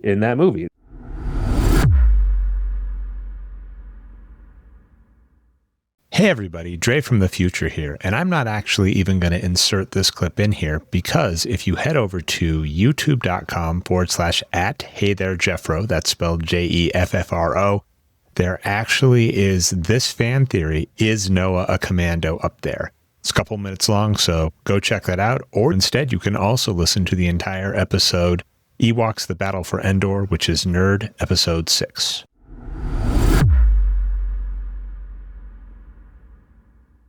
Let me, if I may. You may. When people posit fan theories and get mad when they're not right. I hate when people try to steer the roller coaster. I also don't, and the other thing that I kind of maybe gloss over is I hate fan theories for movies that are coming out. Okay, yeah. If you want to go back at, a 35-year-old movie, take a look at it and be like, I have some things about that. I'm not as invested in that because the story's done. My fan theory for that one, which if you don't remember, definitely go back and listen to that episode because that is episode 6. And FYI, we do have that fan theory in its entirety over at Hey There Jeff Ro is your YouTube channel. The other part of that, I came up with that during the episode. I did not come up with that ahead of time. That's something that I literally posited as my brain was thinking while we're watching this. I didn't think about it and take notes and be like, that's what I think. I just was like, this could work now that I think about it. And it was chef's kiss. It is also, I think you mentioned in the episode, if that were a movie or a series on its own of Noah being an old pre-clone commando, or even a scout for the Empire scouting Endor, the moon of Endor, for the future Death Star placement, either of those would have been such a great backstory for him. Because, of course, nowadays we really like going back and being like, oh, this guy was evil, but we're like, was Scar really that bad in The Lion King? Like, he was picked on as a kid, and it's yeah, he was a murderer. Sometimes villains can just be villains. And they're like, oh, Cruella de Vil, she didn't actually really kill all the dogs, even though that was the entire point of 101 Dalmatians. Yeah, I liked that movie because my friend was in it, though. I actually did not. I actually liked Cruella. I enjoyed that movie. And it's a great movie, to Paul Walker. But you didn't have to change that about it. You didn't have to change her being a bad or nice person to make a good movie about the bad or nice person. Actually, can I do a counter agreeing in that? Almost like pointing at, say, young Sheldon as an example. I don't mind when creators go, you know what? You have all this canon, you have all this fandom that you're beholden to. I want to tell a good story, and that's stupid. I've got the property. I'm going to tell the story. I understand getting annoyed with it, being a nerd myself, right? Get that. But I am a fan of make a good movie. It's going to be really funny, Jeff, with how many nerd theories, how much stats and numbers. At the end of the day, I think if you're making a movie, the goal should be like, make the movie you want and make it good at that. And so I'm not going to complain when people go, you wanted to make this Cruella movie and you didn't make her like the worst person ever. It's like, yeah, because we can't, if we do that, we can't make the movie we want to make. And you can deal, that movie from the 60s is out there if you want to go watch it still. Yep. That also makes the backstory of the character more interesting. It adds depth. Like, I know the idea of we don't have to make every villain redeemable. I totally understand that. I get it. I'm down with that. But at the same time, if you have the property and you want to play with the character, well, you can make her a 1960s dog skinning character that has no redemption capabilities whatsoever because they're a Disney villain from the 60s. And they're like, well, now we have nuance in storytelling. We can do a little bit more with that. And we can at least show the pathway to how this person becomes what they are. Sometimes people hate it. And that happens kind of a lot. But sometimes you see, Andor does a good job of building up the world so that you understand the rebellion concept a little bit more. Did they need to create Andor? No. But certainly glad they did. Yeah, but they also don't take Andor and go, hey, what if we just completely rewrote him so the person you see in Rogue One doesn't line up with Andor in the show? But they never rewrote anything because they gave you no history on Cruella de Vil to start. She was just the devil, right? That's how they started. The easy out as someone who tries to fix things, Jeff, is unreliable narrator, right? I keep bringing up young Sheldon just randomly because it's hit my algorithm. She is the narrator, isn't she? That? Well, no, I'm not saying that. What I'm saying is, in young Sheldon, which is like telling his backstory, you go, well, how come when he's talking about his dad, he says this, you just raise your hand and say, he's telling it from his perspective that he remembers. And you could see this person not remembering. In Cruella de Vil, you could see those two people being like, she fucking kills dogs and she's the worst because she's their landlord, right? I could buy, then you go, oh, actually, all this is going on.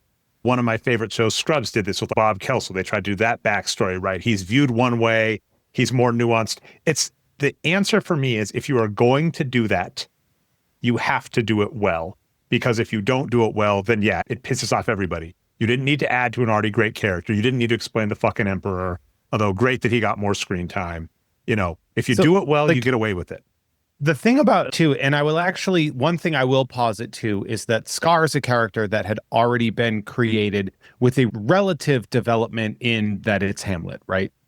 So we understand that. It was also made in what, 1993? Sounds right. Sounds about right. Something like that, right? You're not going to get that depth in the 60s. Yeah. From Disney. And it's a property that has existed and has been, pardon the phrasing, but reskinned over and over again when we did the 101 Dalmatians, Glenn Close series, etc. Reskinned for Dalmatians, Jeff. Come on, too soon. Too soon. But so there's that, right? It like 101 Dalmatians has always been a part of the zeitgeist, right? I mean, the See My Vest song from The Simpsons is based entirely on a 101 Dalmatians themed episode. So I fully understand that. I like the idea of them being like, well, we can give a backstory to this character that means a lot as long as we don't like warp the entirety of the character. But also, I think they were going to do a sequel and it just didn't happen. So if they weren't able to do a sequel, then I guess it stands to wit that you weren't going to have the full twist towards the end of where she ends up. Well, all of this to say, I enjoyed your fan theory about Battle for Endor. Thank you. And what a terrible film. I think the answer, by the way, is like, we're all nuanced human beings that can hold a lot of different ideas that can sometimes seem hypocritical, and it's fun. And that's what you come to the nerd show for. And again, to me, because although you're going to explain, oh, I don't like this about fan theories, I don't like it when fans do this specific thing. As an American, it is my right to completely ignore what you say and interpret it however I want and say, Jeff doesn't like fan theories, and he has really good fan theories. There's a lot of stuff that I have that's good that I don't like about myself. So, however, my next point on that movie, and Jeff, you mentioned that Teak is a stupid character. That compared to Chewbacca, Han has Chewbacca, who is a giant monster, who is also a mechanic, pilot, best friend you could ever have while you're exploring the galaxy. And then in this movie, Teak is essentially a little rodent Flash.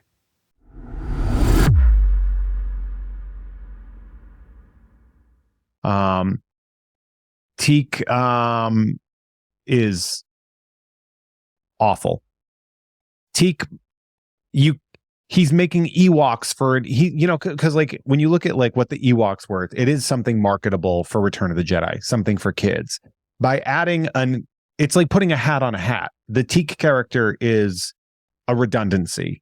It is a way to create a superpowered Deus Ex Machina character kind of a thing. Like, oh, well, Ewoks don't have superpowers, but we would benefit from something that has a literal superpower.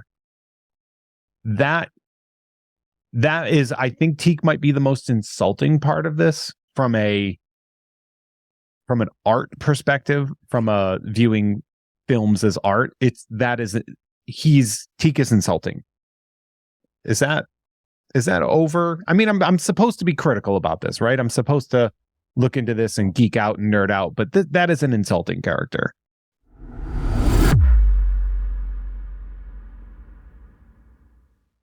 I hate that character so goddamn much. And the fact that you think that he is not a dope character baffles me. Why the hell would you not want Teak as a best friend? This guy gets into all sorts of mischief for you, gets away with it. He's lighting up whatever those horses. Yeah, he's giving hot feet to the people riding around the thing from that other thing. He's doing slapstick bits. Great. Okay, you want to know my real answer to this? Is you're putting a hat on a hat and you're adding something unnecessary. There's no reason you don't have to if your character development in your movie is essentially if the superpower is that they sped up the film, then I hate it. That to me is, and again, pardon the phrase, some Mickey Mouse bullshit where they're throwing garbage together. Like, why do you need a new version of an Ewok in an Ewok movie? Like, you have the Ewoks. Why? Probably to sell plushies and toys. Oh yeah. Yeah, that's my bigger anger here, Jeff. It's if you're going to introduce a new Ewok in the Ewok movie, how dare you not give us a toy? The fact that we don't have a Noah antique action figure. I wonder if the Star Wars Collectors Club ever made them. That'd be interesting. Those are custom. I haven't seen any. Like, this is one of those. Shout out to Jeff's cool friend. Shout out to your cool friend Randall Maynard, who was just a guest on your show. Jeff Has Cool Friends. You can find out that over with Dan Larson, of Secret Galaxy. Great people. And Dan Larson did an Ewok episode wearing the same Ewok shirt that your wife gave me, Daniel. So shout out to Shivana. But what I'll throw to you is we never got a Noah antique official action figure. So that's my bigger complaint. Jeff's going, why did they throw this thing in here? Jeff's right. If you're not going to make an action figure and it's stupid, you've wasted our time. But did they ever make them as characters for the customizable card game? There were I bet the Players Committee has made some. I'd have to look into it, but because listening to that episode, I was like, yeah, they're probably not going to make a Noah doll because as much as you're like, what we need is a chubby old scavenger. Comes with carabiner action. Carabiners that are really just an old fisherman's jacket. I get why that was episode 8 was the Star Wars CCG. Yes, good call. But I understand that Teak, I can be like, why is there not a plushie of some kind? And I was more thinking those would be good characters for the customizable card game, because whenever you have a character that doesn't have a redeeming quality in an action figure form, at least the character has enough redeeming qualities if you're going to be playing a game. Okay, you can throw Noah on any planet and he gets that planet's boost because he's a survivalist.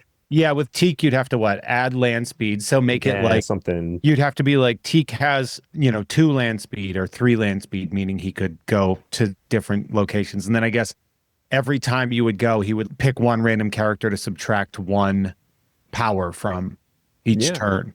And you're already seeing the benefit of having Teak as a friend. But here's the thing. That character sucks so hard. And those movies, the other part about that is complaining about a bad character in a bad movie is the Teak of complaints.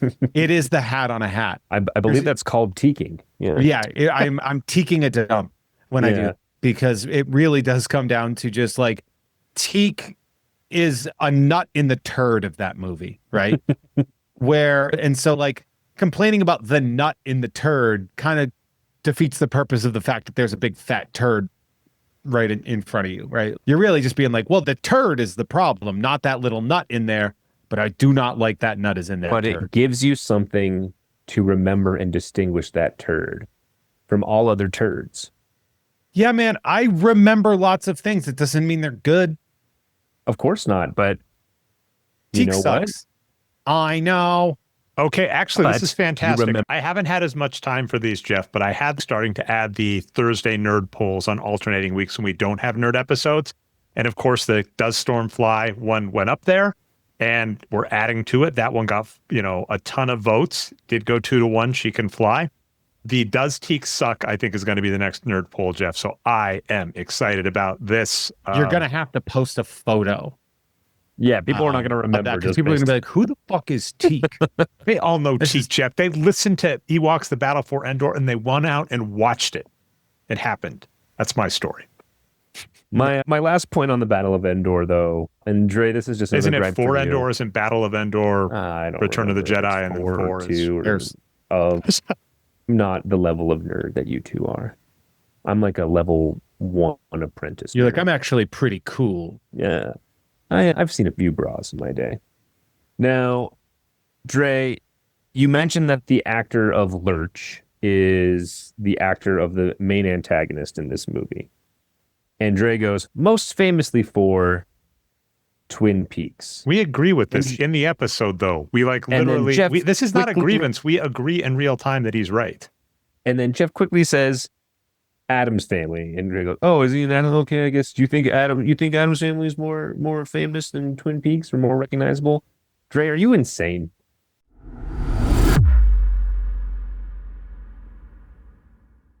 I would add that this actor who was Lurch, his name's Carol Struycken, I believe, still alive, which is very rare because he's almost 70. Are you just talking height wise? Because he is a giant, right? Yeah, he's huge. He's not small because he was born in 1948. And then he also, most infamously, or most not infamously, most famously was in Twin Peaks. Just the, I think he was most famously in Addams Family, but that's fine. You think Addams? Well, yes. Yeah, probably yes. wider reach. He's also in Men in Black. Yeah. But yeah, no, Addams Family is what he's known for. That's his big thing. All right, I'll give it. He's still making stuff, by the way.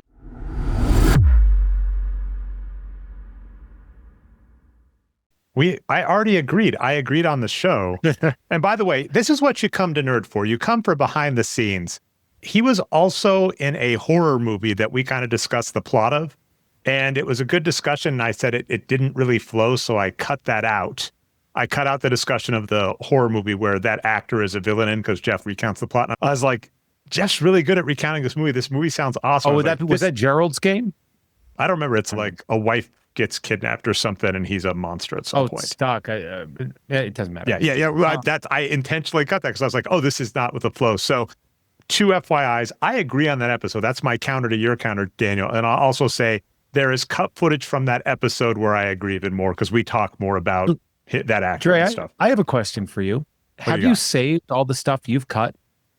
I have the originals, so yeah. But like, you can pretty definitely minor. throw an outtakes episode together It's out of stuff. Pretty minor. It's not as much as other shows, just to be honest. There's occasional, and I could potentially, at this point, the amount of work. If you have 3 to 5 minute things that you edit or you cut, you could probably just pluck those and put them into a definitely file. Do bonus. Let us know in the comments if you want bonus stuff, and I'll see if it's just do it out. of Everybody, you know what's crazy is everybody loves outtakes. Yeah. Like people fucking love outtakes. I mean, look at Bug's Life. They literally made intentional outtakes because people love them so much. It's true. I think this is a good time, actually, and I know that I'm kind of leading this, which is weird, but I heard that you two guys have some producers. Why don't you go ahead and say these producers' names, because it'll lead me into my next point oh so beautifully. Okay. All right. Yeah, we can absolutely do that. And I guess, Dre, I'll start, I guess, right? Yeah, and then let's actually do it like where you pump this up and we'll leave it normal and I'll cut kind of the preamble stuff as an FYI. Because I like making sure the producers get like top billing. I don't like like what I'm doing right now. I usually cut the ramble out so that producers get just like straight in. No, you should do the ramble. No. Anyway. Ramble on. Artistically speaking, it flows better to do the ramble. It depends. Anyway, Jeff, if you want to start producers, go for it. And I will end at Dan Hackright. All right. Why, as a matter of fact, we do have producers, and we are going to give a big shout out to those producers right now. If you want to be a producer of Nerd or Jeff Has Cool Friends or both, or you want to get stuff in the mail, head on over to patreon.com/JeffMay, where you can do any of those things. You get early access to shows like Nerd, as well as Jeff Has Cool Friends, and Uncensored as well. You can also get the Monthly Flow with Andrea Gazzetta. That's a new show that we've got going on there. We got lots of really great stuff. Dre, what's your favorite episode of the Monthly Flow? Oh, the first one is absolutely fantastic. And You know what, man? You son of a blank with, Grand Feathered In. Go listen to hear the topic about why he says that is wild. So that's the thing. You're going to hear that and you're like, well, that's kind of funny. You got to listen to what they're talking about. And the joke is so good to land it.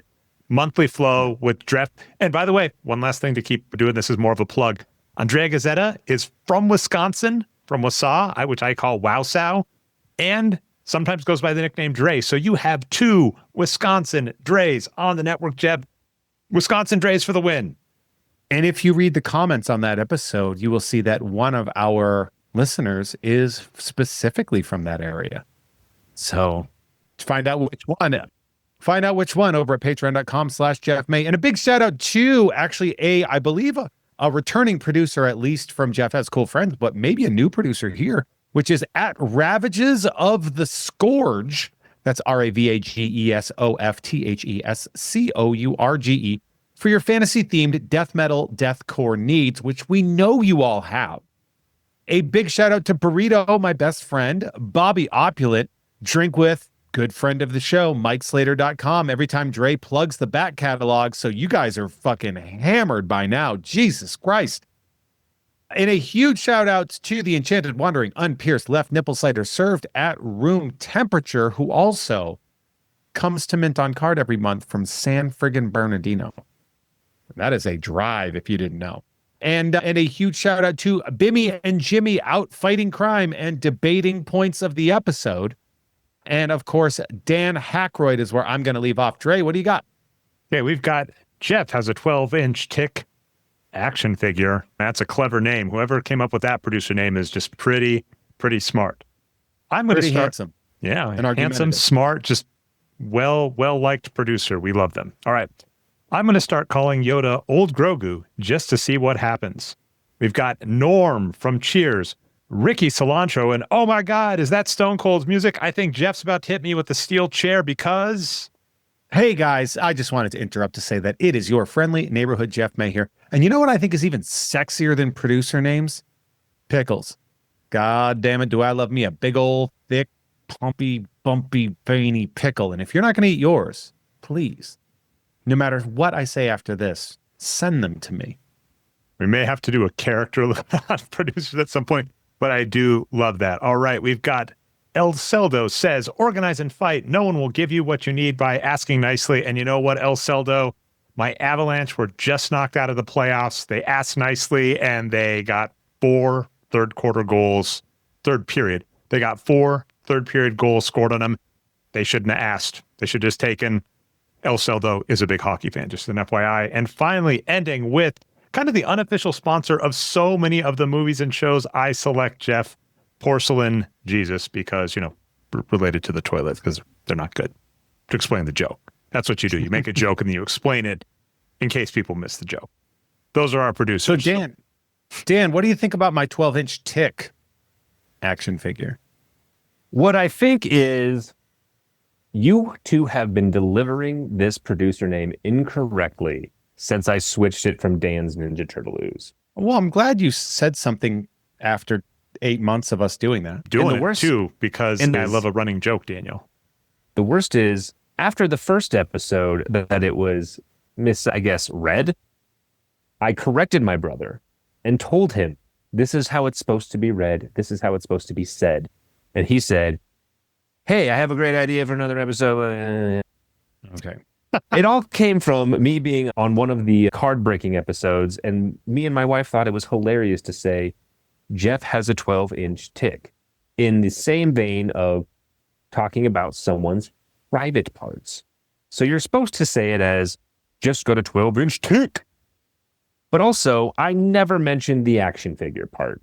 That was completely edited by Dre, who says he doesn't like to edit, and Jeff, who's always, oh yeah, no. Well, no, Jeff had nothing. Don't blame Jeff. This is me, and that's 100%. I didn't know that action figure wasn't an option. No, was added in. I added an action figure, and yes, the creative liberty, and this is 100% for those of us that remember watching movies in the 80s and 90s that were like the edit, like you'd watch Trading Places on TNT, and just intentionally, randomly, Eddie Murphy's voice changes completely to a white guy to be like, oh, screw you. You're like, what just happened there? So that's what I did, Daniel.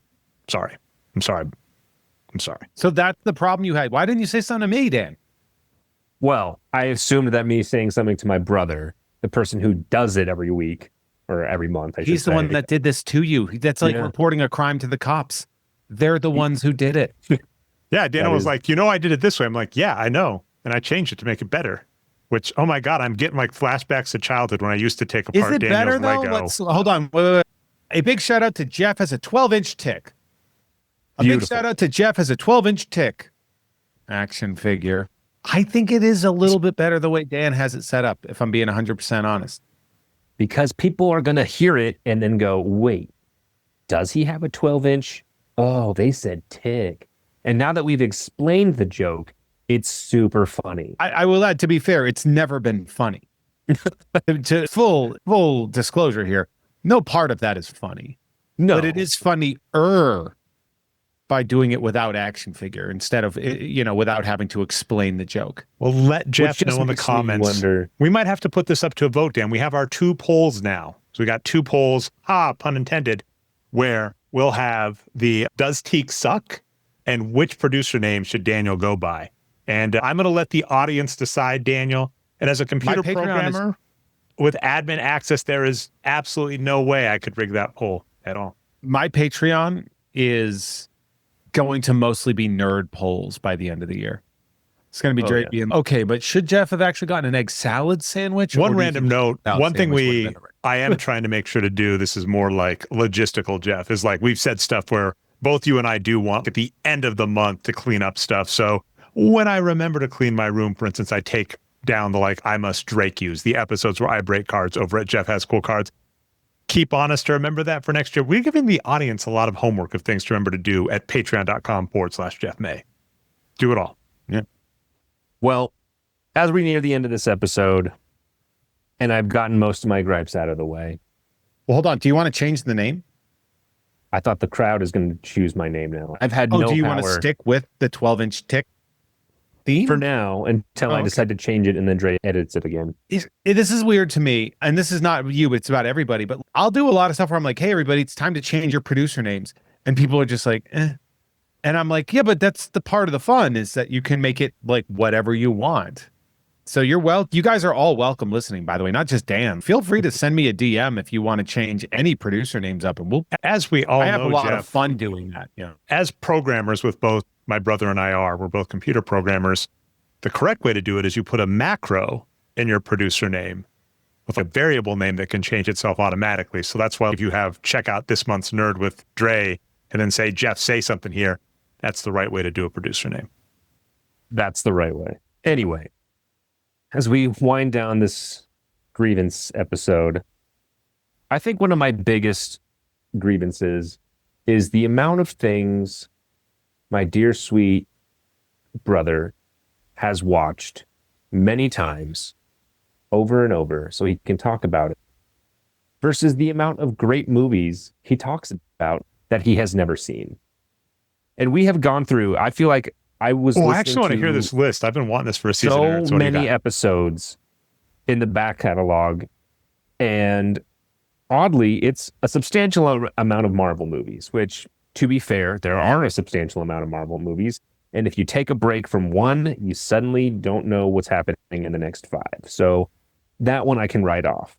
The fact that Dre, who I grew up watching what Dre watched, and Star Wars was because of my brother. The fact that Dre still to this day hasn't seen most Star Wars movies that have come out in more recent area. I feel like it was like a year or two ago. He was like, oh, I started watching The Mandalorian. I was like, now? What is wrong with you? The Aliens franchise. Dre, you are a nerd. Did we watch those when we were younger? Like those, I seem to recall those missed us, which is weird with our dad, but I just... No, I've watched them many times and with our dad. But you did he just like you better? Because like I got to see Blade Runner a bunch with him. Love Blade Runner. Oh, what a boring thing to be able to watch with your dad. Yeah. I think Blade Runner is another one of those movies where it's like the world building is great. The movie's not that great, but the world building is great. Well, which movie? There's only 5 of them, depending on which director's cuts they have. The ultimate final director's final cut, which I have seen with all a of those. Tinfoil unicorn. Exactly. I think we actually got my dad a box set that came with a tinfoil unicorn origami as part of the box set. You, Edward James, almost got him the other versions too. But the fact that you haven't seen the Aliens franchise, or even just like the first 2, you know, like Aliens is arguably one of the best sci-fi horror movies out there. Real quick. Trey, have you not seen Aliens? This on the show. We have it recorded. Daniel is talking us back to... I must have blocked that out because it's like... You have said this... That is a traumatic thing for me. I blocked that out to protect we need to bring this psyche. up regularly because I think this is now a fun, like almost drinking game, is we have routinely had the 2 movies I know, so I'm curious about the other ones you'll bring up, Daniel. I know Warrior and Aliens are 2 movies where... Those are not... but those are nowhere near each other. Like, Warrior is a movie you should see. Aliens is seminal. Yeah. Aliens should James be Cameron's like 3rd movie. And one could argue one of his best, if not, you know? Yes. It is. Like, he makes a 2 better than a 1. Yeah. And for someone who likes numbers so much, Dre, I think the story is when James Cameron pitched Aliens, he went up to the producer. It's an apocryphal story, but it's very funny. It's very funny, but yeah, it definitely happened. I was there. He walked into the producer's office, wrote the word alien, put an S on the end, and made it into a $sign. Because he knew people would watch it because, again, like Iron Man 3, the first one was so good, they're going to come to the second one regardless. If you just add more aliens. But Dre, the fact that you haven't seen that, third, whatever, some people don't like the third one, Requiem or whatever. Well, Alien 3 is another example of the Ninja Turtles 2 process where the studio got too involved and they torpedoed David Fincher's ability to make a movie. Or if you haven't seen the fourth one, whatever, fine. If you haven't seen Prometheus, that's a little upsetting. If you haven't seen Prometheus is boring. You don't have to see it. You should have to see Alien and Aliens, and that's all you have to see. And then all you have to see. Alien Romulus, the newest one, it's pretty great for the most part. It gets a little weird at the end, but that's like a Fede Alvarez one. You know, our cousin, who isn't actually related to us, but for the sake of having Alvarez's out there in the world, we claim all of them, directed that. So get out there, Dre. Watch that movie. Your son is now old enough to watch horror movies that will give him nightmares for the rest of his life. Yeah, you should show him at least RoboCop. How old is he? At least 8. I feel He's too. 8. He needs to watch RoboCop.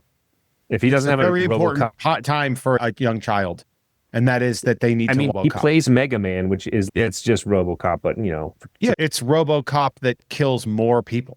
Yeah, and different species of people. You do need to watch RoboCop. Make a poll. I've seen RoboCop.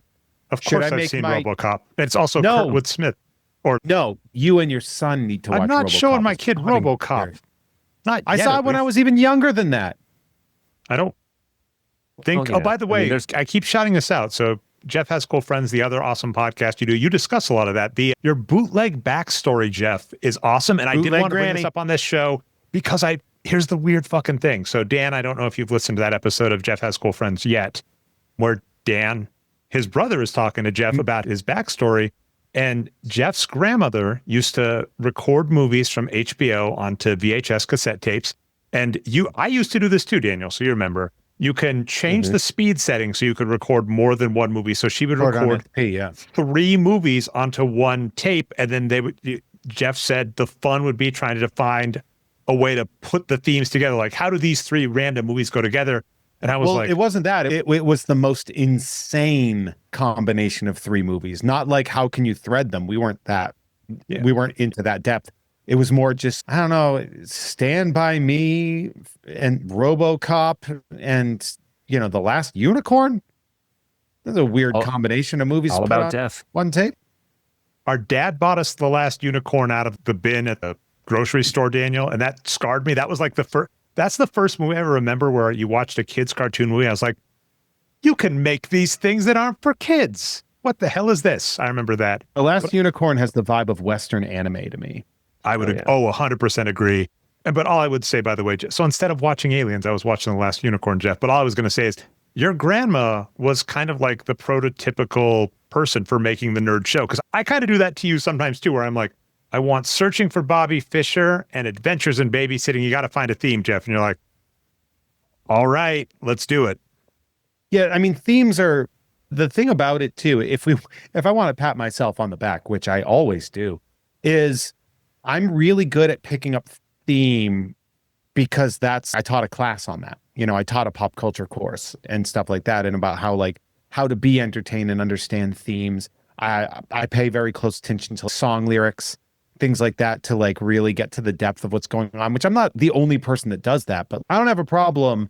If Drake, you can give me 2 things and I'll give you the theme that connects them and give you a third thing. It is so fun to do that, by the way. 50% of the time, it's Kevin Bacon. Yeah. That's for a 6-episode season. Okay, so we've done a lot on at some point we'll put Aliens as a nerd show, Jeff. That's the other thing. That would be such an easy one to throw together too, because it would be like Aliens, Terminator 2, and Predator 2. Oh yeah, that's almost too good though. But we'll see. But Daniel, okay, what else? Rambo 2. You could always do, because here's the thing: is we did the season on insane sequels to popular movies. Yeah, great guest stars on that show. 1 fantastic guest star and a guest star. But we could also do like amazing sequels, and I could even posit, although I do not doing any sort of podcast about comedy, like comedy films, because they do the job on their own. But I would posit that Wayne's World 2 is a better movie than Wayne's World 1. So, Jeff, here's what we got for that. By the way, this is fun. This is one of the last topics, so we're jumping ahead a little, but I do want to get back to movies I need to see, Daniel. One of the things I want to discuss on this episode at the very end, which we're almost at, is what next season should be. Now, here's the funny thing. I have not seen Aliens, Jeff, which I should have.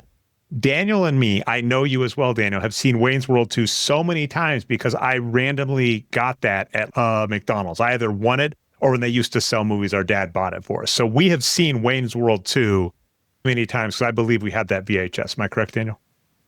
Oh, yeah. Yeah. I honestly think that, again, my childhood is made up of the sequel movies that I watched more than the originals. And then also just ones we randomly got. Like you get a VHS and you just watch it a ton because you have that VHS. So we had Last Unicorn and Wayne's World 2. Yeah. Like how I had to watch The Wizard of Space and Time or something like that because it was a Christmas gift. And I watched it. I was like, this is a terrible movie. Classic. I guess to get back on the topic, it's mainly that listening to the Double Dragon episode, Dre talks about how he watched Double Dragon so many times for that episode and how you both agreed how terrible that movie is. And yet he still hasn't taken the time to watch Aliens. He hasn't taken the time to watch Warrior, which I, Jeff, have been bringing up to him well before he did this podcast with you. And his response is, Do you want it even worse? Do you want it even worse? I'm going to bury myself here. I'm already in the grave with you two from this show. This show I lost. I know from... I'm going to have to edit this, and I know for a fact there's so many times Daniel and Jeff just look at me, and I'm like... pain. Yeah. But my wife was watching that once, and I was busy, and I like walked by. I was like, oh, it looks like a good movie. She's like, it is. And I was like, I should watch it. And I didn't. Wait, which movie was she watching? Warrior. She was watching Warrior. It's a great... Not only is it a great movie, but I am not someone who cries at movies. It's one of my permission movies, yeah. Yeah. And I remember watching Marley and Me and everyone around me bawling at the end, rightfully. And I was like, yeah, I get it. Dog died, it's sad. Yeah. The dog has to fight its brother in a cage. Yeah, I remember Dre, when we were young, crying at Fox and the Hound. And I going, yeah, I get it. I don't really care. It's an Adventures in Babysitting crossover you just brought up. Yeah. Same voice. Keith, am I getting the name wrong? McCoogan? Keith Coogan. Coogan. Why did I do Mick? I don't know. Irish now? Because he's white. Because the fox has red hair. Yeah, that's true. Yeah. So anyway, Keith Coogan and Fox and the Hound. But Daniel, they're friends, but they're from different worlds and they can't be together. And I have seen Warrior probably 5 or 6 times. And I think the last time I watched it by myself, I watched it to see if I wouldn't cry. Just because I watched that every movie time I watch to it, cry. If you need a cry, you're like, yep. That I'm going to Good Will watch Hunting. this. I call them my permission movies. And I won't cry at Good Will Hunting. Dre, have you even watched Good Will Hunting? I've seen that movie. I've seen so many times. I absolutely love that movie. Have you ever seen the most egregious version of people from an area try to do their own accent wrong? Well, we didn't have it That's yet. not how you all talk, Jeff? How do you like them apples? It's clearly some guys that are from a wealthy suburb of Boston that are trying to sound like they're from Southie. I take umbrage with that accent because they stretch it out so much. They're so big on doing the accent that it's clearly acting when you watch it. But I do love the movie in it. Definitely. But Dre, you haven't watched the National Lampoon Christmas Vacation movies? That one's weird. That is a weird one too. Like that one kind of shocks me. And this is a weird one where I'm all over the place on creator versus creation and do you like someone? And I'm not going to take any credit for this. I didn't care much for Chevy Chase just when I was younger. I didn't like his style. And certainly like after all the Community stuff, I like him less, even though I did, of course, like him on Community, where Dan Harmon had him play the asshole old racist white guy, which he was shockingly good at playing. Who knew? I'm shocked that I missed that one because I've seen so many others. Like I've seen, Vacation, right, with John Candy at the end. And I think I've even seen the Vegas one, right, with Dutch himself. Wallace Shawn. Yeah. Oh, yeah. That's when he was a kid still. Yeah. So Wayne Newton. Yeah. Yeah. For those that don't know, Ethan Embry had a different name when he was younger, but was in National Lampoon's Vegas Vacation, which was not done by John Hughes, but in the same vein. I'm just kind of, that one's one I'm just more shocked I missed it, and just kind of in part being older and not liking Chevy Chase, haven't had a desire to revisit. Christmas Vacation is the best vacation. And it's, some people will say the first one, they're wrong. Yeah, I was going to say, I don't remember which one was the first one, because I think I thought Christmas was so good that the rest were a result. Christmas was almost 10 years later. Oh, wow. Okay. The original Vacation, isn't that 1980? Jeez. Oh my God. How dare you, Jeff? We're old. But Christmas Vacation is 1989, I believe. 1983 was Vacation, the movie. So it's 6 years later that you got Christmas Vacation. You got European Vacation in the middle of it. All right, so that's 3. That's not so bad. You got Aliens, Warrior, National Lampoon's Christmas Vacation. I'll give you 2 for 3. I'm not feeling There's so a bad. theme. Dre, did you watch? Sorry, Rogue One? I've not seen, like, the Rogue. Let's see. Actually, this one might hurt me. Rogue One. When did that one come out? Because I was looking. Solo came out right after my kiddo was born, but Rogue One was before, wasn't it? Rogue One was before that. No, wait. Rogue One's 2016. That one. That's, oh my God. That's an easy explanation. It was like having a kid that year. I stopped. You can look at me like we're talking about growing up nerdy together, Jeff, Daniel, me having a lot of overlap. There's a very obvious place in my life where suddenly I stopped buying as many DVDs and going to the movies as much. And that year is 2016. And it's weird. It's almost as if you could stream it from your house at any given moment, at any given time. But instead you were like, I think I need to watch Double Dragon again. I need to catch up on Suits, Daniel. To be fair, that's work. But to be fair, Rogue One is worth 2 episodes of Suits, pal. Like, yeah, you need to watch Rogue One. If not for the least bit, then the greatest scene featuring Darth Vader in cinematic history. Can I throw out, there is a defunct podcast on our network now, Jeff. I'm comfortable calling it R because I'm on the headline of the Patreon.com, Jeff May. I want to make sure I'm not taking headliner. Jeff is the headliner. Jeff has put on I'm the owner of this network, so don't worry about that. Headliner and owner. I'll let you claim to be a part of the network. But yeah, whatever. Yeah. Good. This has got a real Dwight from The Office. You're like, co-assistant, assistant. Yeah, it's not patreon.com/Jeff Dre. Although Jeff just flows off the tongue. It rhymes. I will fly to Appleton, Wisconsin and give you a DDT through a picnic table. Here's the thing. If me changing the name of your Patreon gets you to fly to Appleton, you've just given me extra incentive. Like, I'll take the damage just to hang out with you in Appleton. That'd be fun. We got a lot I'll of hire someone to do it. All right. Well, no, now it's no fun. Okay. But anyway, if we're talking, you have a now defunct podcast where you actually talked like a lot of very interesting stuff about ADHD. And I actually found it a very informative podcast for a run where you two were discussing ADHD, being adults, because it's all out there in podcast form. I don't feel bad like sharing this kind of stuff, like the weirdness of being diagnosed in college with ADHD versus adult with ADHD. And one of the funny personality traits of ADHD is perniciousness, liking to fight, and like rejection of authority and being told what to do. And Daniel, I know my brother is just laughing because we've had lots of offline discussions about this where I'm like, I was diagnosed with ADHD recently, obviously, and was talking to him, and it was just like so many things that were my personality traits. I'm just like, oh, that's just a criteria. And so not shockingly, my entire life and realizing now more that it's a symptom, I'm like, you tell me what to do. I'm like, don't tell me what to do. Don't tell me to watch that good movie. I'm like, I'm going to go watch Suits. By the way, Dre, to finish, go ahead. Dre, go watch Suits and do not watch Aliens. Oh, interesting point. Unfortunately, I did find a recap of all of the Suits seasons and watch that and went, oh God, this show gets bad and I'm done because now I know how it ends and I don't need to watch it anymore. So I guess I can watch, I guess I got time in my schedule for Rogue One, a good movie with one of my favorite actors, Tudyk, just one of the best. Love Knight's Tale. Rogue One is definitely worth watching if you like. You made me okay.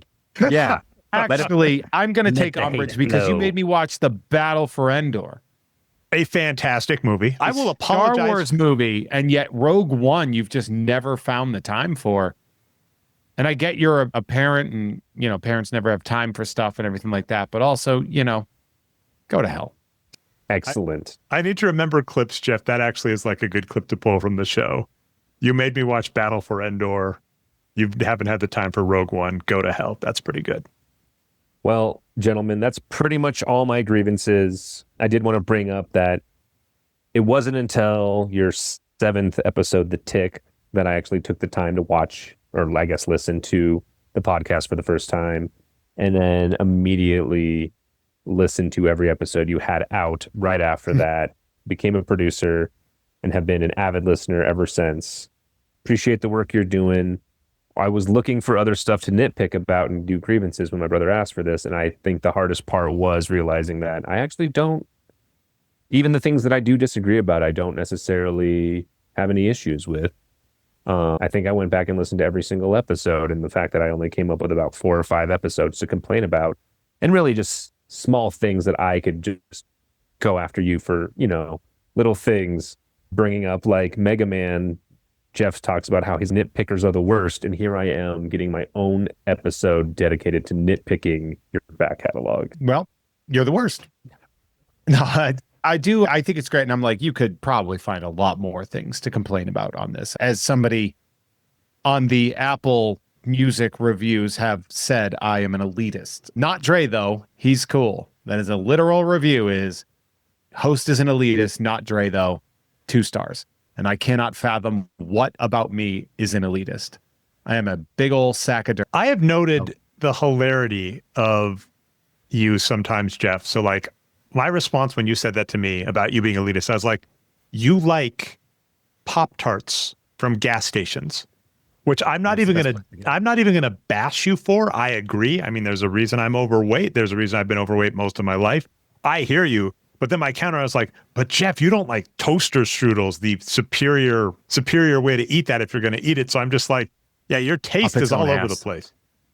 Well, it's funny too, because I get 1-star reviews and it's always somebody that I argued with on some form of social media that goes to my thing, link clicks to the bio and gives me a 1-star review. It happens. And like you look at when it showed up and you're like, oh, it's this fucking guy. I get that. But that one was so specific because they name dropped you on the Jeff Has Cool Friends channel on Apple. And I was like, oh, this person listens and they hate me. But as an elitist, it's very interesting. I mean, some people just don't like me. And between the two of us, like if we're doing like the shtick routine, right? I'm the C-3PO, right? I'm the nerdy elitist one here. And you're like, Dre, you got to box and eat Pop-Tarts. And I'm like, Jeff, according to the numbers, the Pop-Tarts aren't great. Give me a break. If anybody's the elitist, it's me. That's my grievance. That review's wrong. Yeah. This guy. Dre, you're doing great. You're innocuous. No one's going to hate you, Dre. That's fine. I was going to say, I don't want to, we've hit about our time. We're about 2 hours, which we aim for on the show. Oh, geez. I absolutely love that. I mean, that's what we aim for. I was going to say, I don't even know this, where I did at least just have to ping. I'd had some ideas about next season. We hadn't even decided. That's why I love this, Daniel. It was a nice spacer. One that I was going to maybe try and pull, and I'm not sure if I'm as excited about it, Jeff, was we had pitched a Val Kilmer season with each other back and forth back in the day. Like we traded some episodes. So we could do this. And then he just passed. I was like, maybe we could do Val Kilmer. You just got the amazing Andrea Gazzetta on the network. And you know me, I like co-hosts. I like making sure everybody on the network does a show together. Wisconsin Dre's Unite. Would love to find an episode that she would like to co-host on. And again, listen to Monthly Flow. Great show. A topic there. Aliens, right? We're bringing it back. We've discussed it before. That would be interesting to watch. I mean, I don't know if like Aliens, Warrior, and one other, right? National Lampoon Christmas Vacation. You could just do movies Dre hasn't seen. Movies Dre needs to see, right? Would be interesting. Yeah. The season would be, we needed Dre to watch this movie. And that honestly would be, I think we could do that at the end because we always do a bonus episode. We could definitely do Christmas Vacation as the bonus episode. You could do that every year. I'm just saying. He's got enough that he hasn't seen that it would. Yeah, but that's boring. That would be like a repeating season every year. Yeah. We could, and you know what? Here's what I'll say, Dre. I'll be down to do a 4-episode season with one of the episodes being Christmas Vacation that we release as a Patreon exclusive in December. And Dre, I'm going to let you do your favorite thing. Have a poll. All the list. And you let the listeners pick which 3 other movies you have to watch. Now, the good thing is, right, that decides our December, November, October. Thank you. That's a month. There you go. That decides that. And, you know, I don't hate going with the holiday slant during that time. So that gives us that for the next season. So we have June, July, August. or because we do 3-episode seasons, right? Normally, but this is a one-off. We have room for one more one-off during this year. But here's what I was going to say. Tell me if I'm wrong with what we did. I think somewhere the secret ingredient, I realized I'm basically doing a cooking reality TV show with Nerd, where I give like Jeff a secret ingredient. We have to come up with a trilogy. I think the secret ingredient has to be aliens. Am I wrong? Can we get a quorum in the room? What do we think? Should aliens be in the next season of Nerd? Like things about aliens? No, just because we could the do movie. We could do the movie Aliens, and then we have to find two more things. Okay. Well, that's easy then, because that gives us the opportunity of doing things that are extraterrestrial based. We could do Animorphs. Daniel and I used to read the Animorphs books. Those were awesome. I never read those. What? It would be so I lent them to you. You said you read them. Did you lie to me? I might have read one, but I think those were books that I think I remember reading one and being like, could I find? I probably couldn't get a hold of Sean Ashmore for that, especially because of the new thing. Well, he was on the Animorph series, I believe. He was the leader on the Animorphs, and I loved him in The Boys. That was such a cool. He's very good. Not shocking, Jeff, when you had Sean Ashmore on your show. Great Jeff Has Cool Friends guest. Was he on Jeff Has Cool Friends? I think he was actually on Sideshow. It might have been Sideshow, but he was talking The Boys. And I hadn't seen The Boys at that point. And then 5 years later, I watched The Boys and was like, Jeff, did you know your friend is amazing on that show? And you're like, thank you for finally watching the acclaimed nerdy thing everybody else has seen, Dre. Isn't he a twin? He and Aaron. But because of like the concept of extraterrestrials, Dre, that gives you an infinite amount of possibilities. Andrea's like art and all the cool, there's something there. So I think, so if we could do extraterrestrials, and then from there, you can pick two anything. You could be like, oh, we want to do Destroy All Humans, the video game that came out, or you could be like, oh, we could do the Mars Attacks trading card set. There's so many different, because it's like everything aliens. That's all of science fiction. So you could break away. It doesn't have to be movies. It could be comics. We could do a Martian Manhunter thing. You could do a whole episode just on Marvin the Martian. There's so many different ways you could go, but because you're only giving me one thing. But we got time. We don't need to decide it on this episode. I wanted to brainstorm a little. Yeah. But I think it's cool. I think putting aliens as one of the ingredients in next season of Nerd, and then going from there, and we're already seeing lots of places to go. So you don't want that on the Dre needs to see these movies. Oh, interesting. So we're doing this makes it harder then. Because I'm saying October, November, and December have room for 4 movies you've never seen. And I thought we were going to put aliens in one of those. And honestly, October is my birthday month, and I would love to cover aliens on October. Or Warrior. Honestly, there's a lot of those movies I would like to cover. Not going to lie. If we do so aliens for October, horror, right? You got to do the Halloween slant. Yep.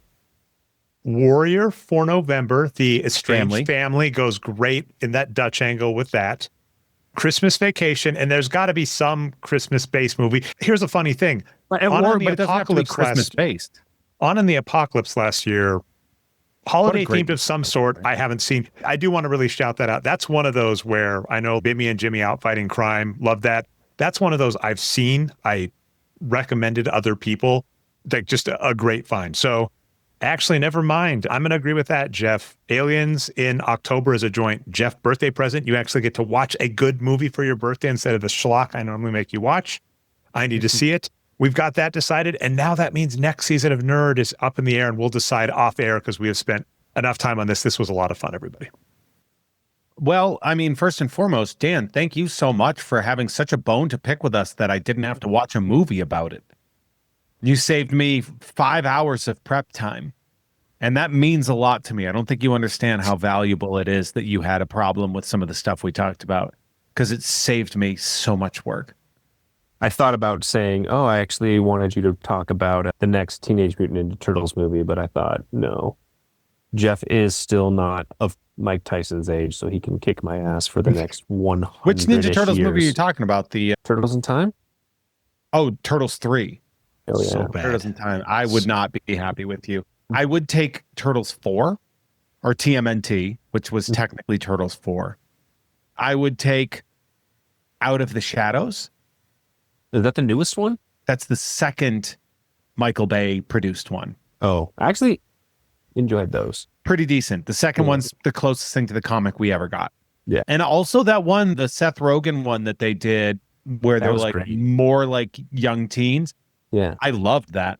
It was rough on our episode of 2. I was going to say that's what they should, that plot line for that is what they should have done for Secret of the Ooze. But I wasn't able to say that because you hadn't seen it on the show. So, I'll hit the cutting room floor. I didn't want to give spoilers or anything. But yeah, we have June through September to start piecing that together. It won't be movies. That's I don't want movies. I did get excited about Martian, like the Martian Manhunter. I've been digging some of the comic stuff I dug out of the We Just Did comics. We're going to have to think, Jeff. We got stuff because we're just coming off here's comics. The thing is like some themes, Dre, you'll notice like sometimes the whole thing is like card games or movies that, X or whatever. But with a theme like extraterrestrials, you could do TV, movie, game. You could do comic book, game, TV. You could do novel. There's so many different ways. If you're doing, you could even just do like what am I thinking of, like conspiracy theory? Like it doesn't even have to even be an existing IP. You could just nerd out on the nerds that nerd out at Roswell. Yeah. Like that being said, Daniel, thank you so much for joining us. And I keep saying Dan, because that's how you prefer to be said. Dan, thank you so much for joining us. It really means a lot that you took the time to join us on the show and come back actually to rake us over the coals. I'm just so happy you guys had me. And yeah, I can't wait for another like 2 years to go by so I can join again and have a whole new list of things to complain about. You can't wait either. You will definitely guest again. That is a promise. Thanks everybody for watching. Let's do the clips, Jeff. Do you want to give your spiel? I'll give my spiel and then I'll play us out. Thank you, everybody. Of course, if you are listening to this for free, that means a lot to me. Please feel free to subscribe and leave a comment, do all the free shit you can do. If you want early access to shows like this, and Jeff Has Cool Friends, and exclusives like, and I just totally blanked out on the fact that we call it the monthly flow, because I was going to call it the other one. Then head on over to patreon.com/JeffMay. You can also get cards in the mail at Jeff Has Cool Cards on YouTube, where both Dre and I open cards at different times of the week. There's also stuff with Tom and Jeff Watch Batman on the Gamefully Unemployed Network, as well as all the stuff I do with Adam Todd Brown on the You Don't Even Like podcast network. You can catch me live the second Friday of every month at Blast from the Past on beautiful Magnolia in Burbank, California for Mint on Card. Dre, sign us out, baby. You can find me most places as Nerd Numbers. This is the thing I'm most proud of, so please head over to patreon.com/Jeff May. And I have been doing the Box Score Geek Show regularly, found most places that podcasts are found, the Box Geek Show, where I can strip all of the context out of sports, Daniel, and still analyze basketball in a fun slant. Thanks you all, and we'll see you next month.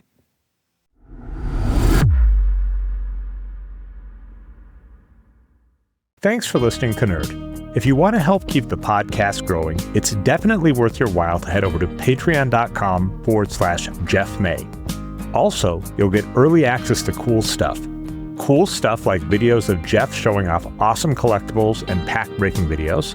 And it's also worth your while to check out Jeff May's YouTube channels. That's right, channels.